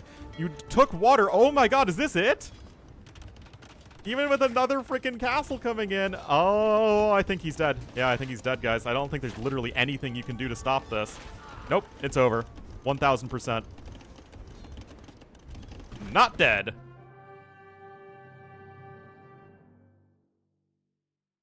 Wow. Despite having another freaking castle on his face. Target stays alive! It's like the classic move on this map is you just have to be prepared for it, man. Target, though, making sure he had the water avenue open, and there you go. I doubt iBUYPOWER saw he's probably focused on destroying the enemy town center.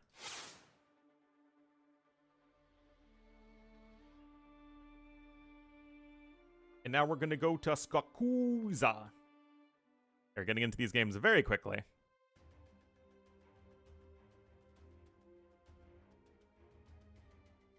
For good games, it's pretty darn good, that's for sure.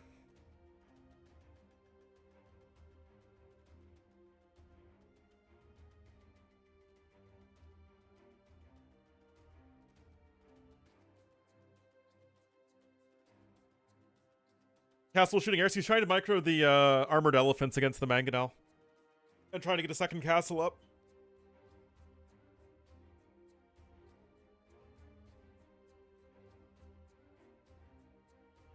It's hit right in RM? Yeah, it's just different like that.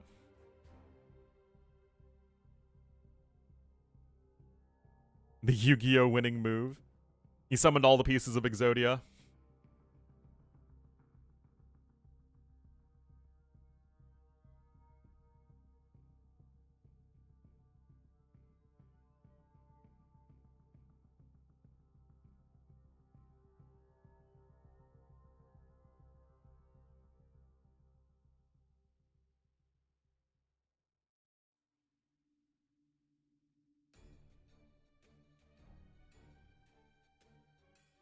Oh, what? I, again, just got like a gajillion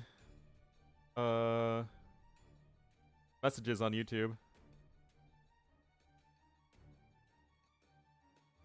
That's really annoying. No, it's just like a ton of messages from various people all popped up at once.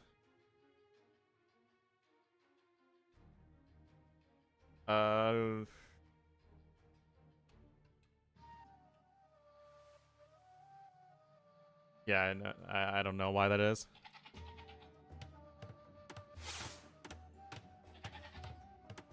All right, we're on Skakuza.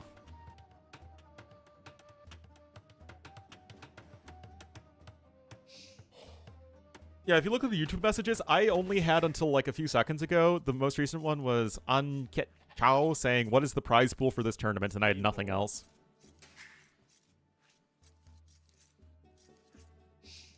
Why are my channel points butts? What? Anyway, iBUYPOWER going to be here in the red as the Mongols to the north, and to the south in the blue as the Persians. It will be Target, who's already hunting here in the middle of the map.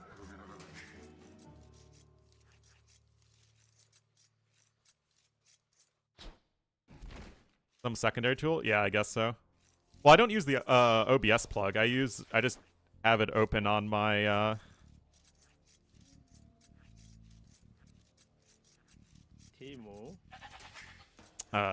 like a Chrome tab essentially.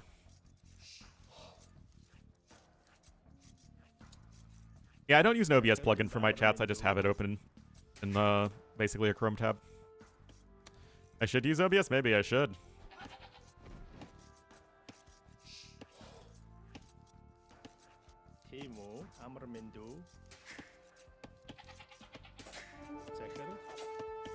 The butt stops. Big shiny butt? What?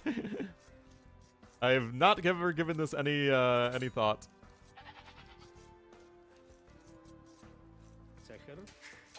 Whoa, that's a lot of ills coming for it. Oh, guys, this is going to be the legendary TC drop on this map.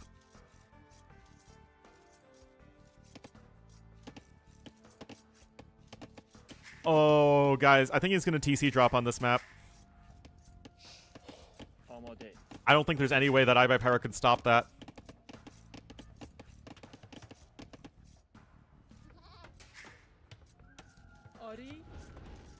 Well,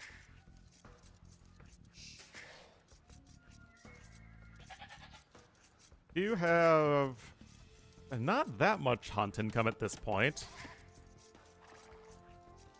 It's a joke. It's sudden death. If you delete your TC, you immediately lose. It's 100% not the thing.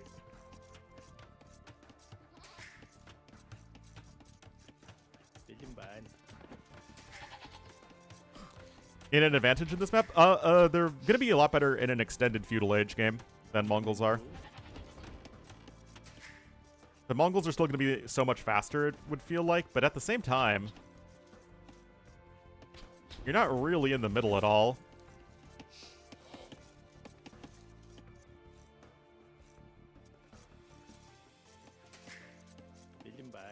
Yeah, it really does seem like it's impossible to deny deer.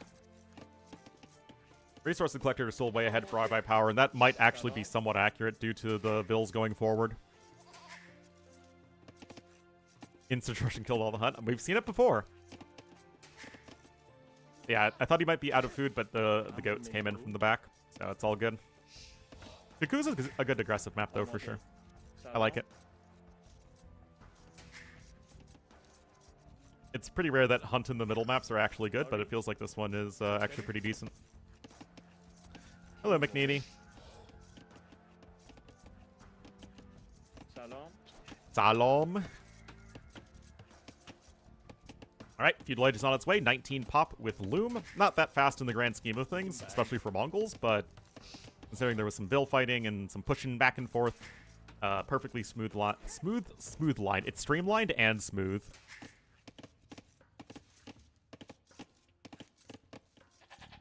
Wait, 0 on wood? What? Homie doesn't have a lumber camp. What is he doing?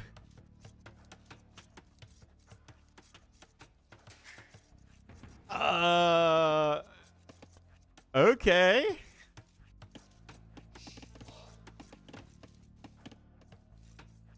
Interesting.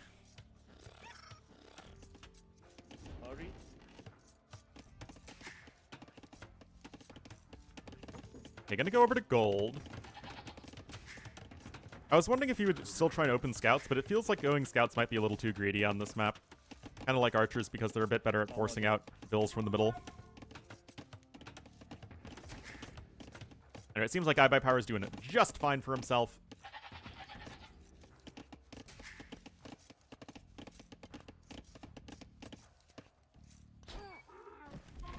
Like, so we've all seen Roast like Chaos. Oh my god. Chaos Pet's fun. Great team game map. D nice. Like Denise.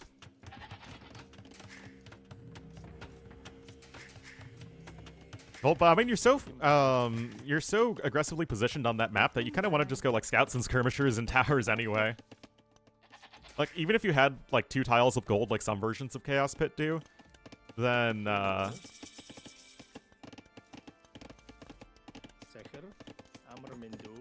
you know, you can still go aggressive skirms and towers and scouts. Anyway, militia coming forward here. Men at Arm upgrade isn't being researched just yet. Oh, Scotty doesn't know, guys. Uh-oh.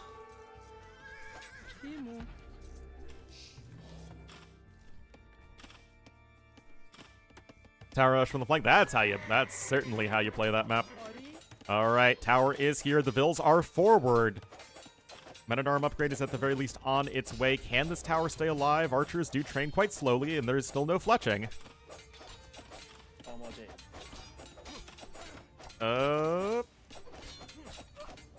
Well, villager number 1 dies there. The repairs are not likely going to be sufficient as that tower goes right down. And, uh-oh, that's a dead Vill now here from red. The archers don't seem to be doing quite enough just yet. That said, the resources are so significantly better for red that it still is probably just fine. Although that tower is still going to be nice for defense for target, who's actually still way ahead in resources. I guess he's ahead in res destroyed thanks to the tower. That eco difference is quite staggering.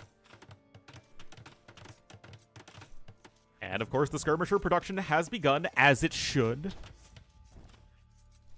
It has no arm.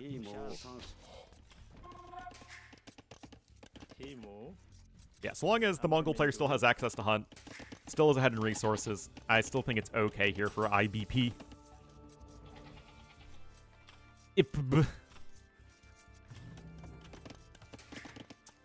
I'm curious if it's worth going on over to stone, and iBUYPOWER thinks it is. I would do the same in this position, because towers in the middle feel like it'd be very helpful in defending. And obviously, like, once Castle Age comes in, you want to get to Magadai here anyway. Persian TCs are tough to take down, but still kind of like it. Right, archers do reveal themselves before fletching is in.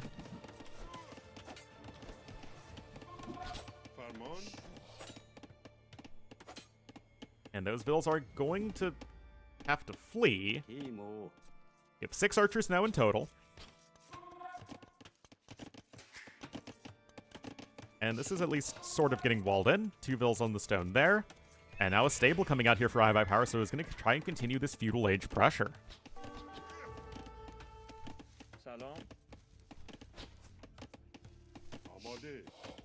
Still just the trash units here for target. And the scout plus archer army composition should be significantly better, especially if you can keep these archers alive.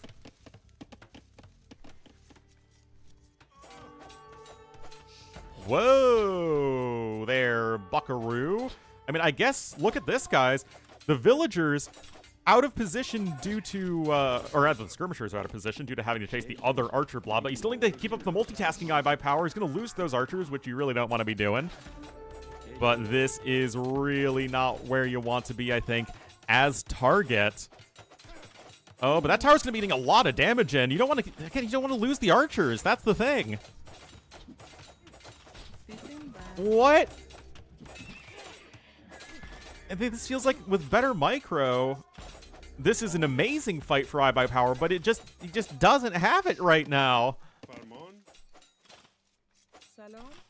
Oh, jeez. What a disaster. I mean, I guess he's still ahead by 1,000 resources, but he's just not taking good fights at all. Now the skirmishers are back here. They can focus down the archers without any issue. Last game, petards in a transport ship. Tower not happening there. Uh-oh. Only 1 scout on the field because this is like all the food income that's getting denied.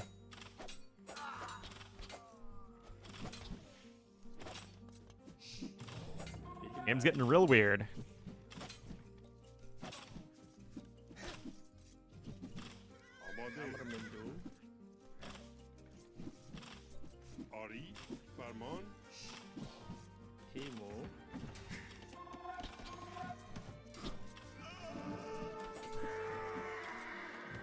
Another scout dies. Okay, tower gonna try and be rushed up there. Weak HPville, or rather low HPville trying to be pulled away. Nicely done there for iBUYPOWER. Yeah, it's a pretty bad bug. As in, a very game-breaking bug.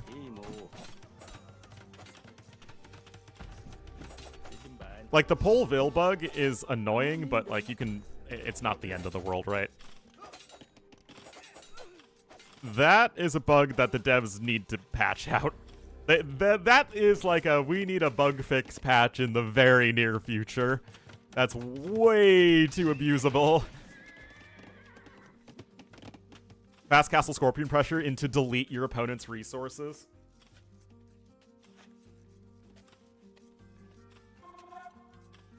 You can't build any buildings nearby or have any units nearby the resources. What just happened? I mean, iBUYPOWER has been taking a lot of extremely questionable fights.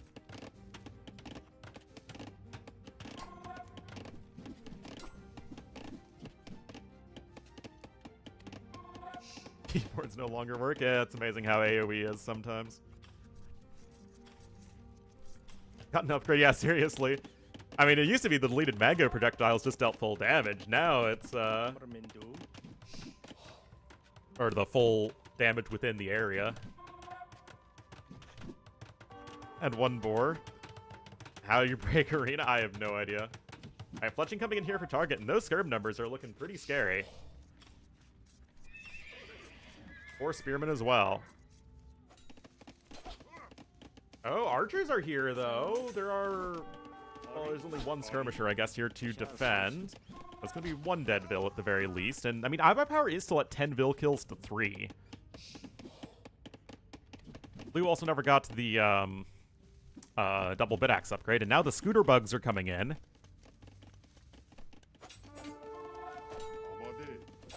Oh, again! That's just... With some better micro, iBUYPOWER wins this game a long time ago.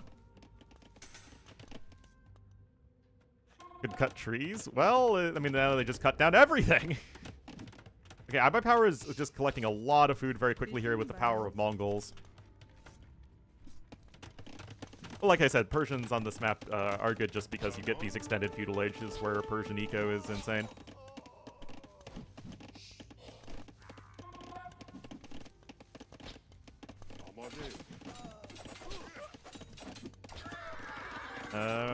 Not the prettiest engagement in the world here for iBUYPOWER, but probably good enough. And with the market in, you should be able to click up to Castle Age very shortly.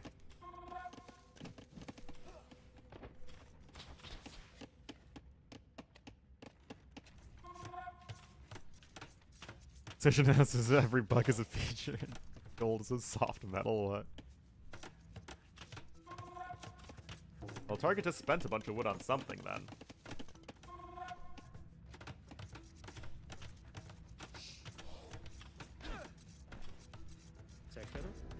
Why is he not finishing the tower? Kinda weird. So I imagine this is going to be for some Step Lancers here in Castle Age. I do like that at least iBUYPOWER has some farms here, so he's not entirely reliant on the hunt in the middle. Because that can get disrupted, and then you just don't want to be with 0 food income for any amount of time. I guess the spearmen still die there. Those vills are being lazy butts. Oh, now we're back to Vill fighting time.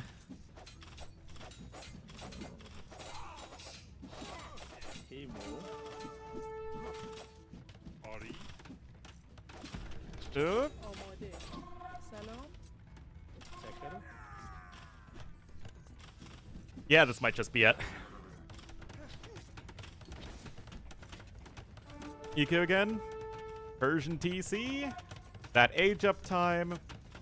And increased idle time.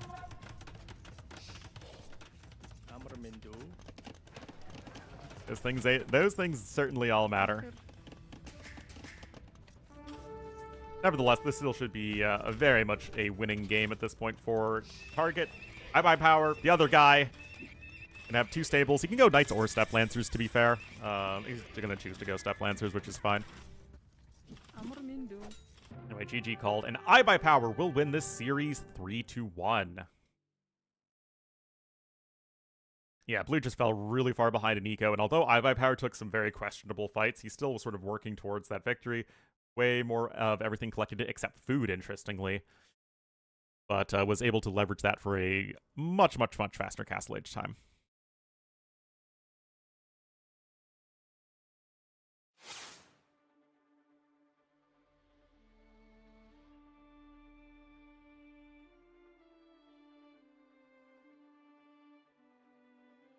Alright guys, that's going to be it for me today. We'll likely be back tomorrow with some more of the Midweek Madness and Sudden Disaster. Again, we'll just kind of see what's going on, what are the interesting sets as far as that goes.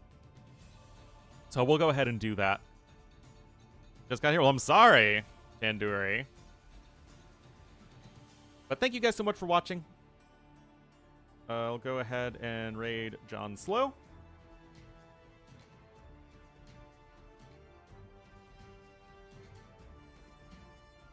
Bye, guys.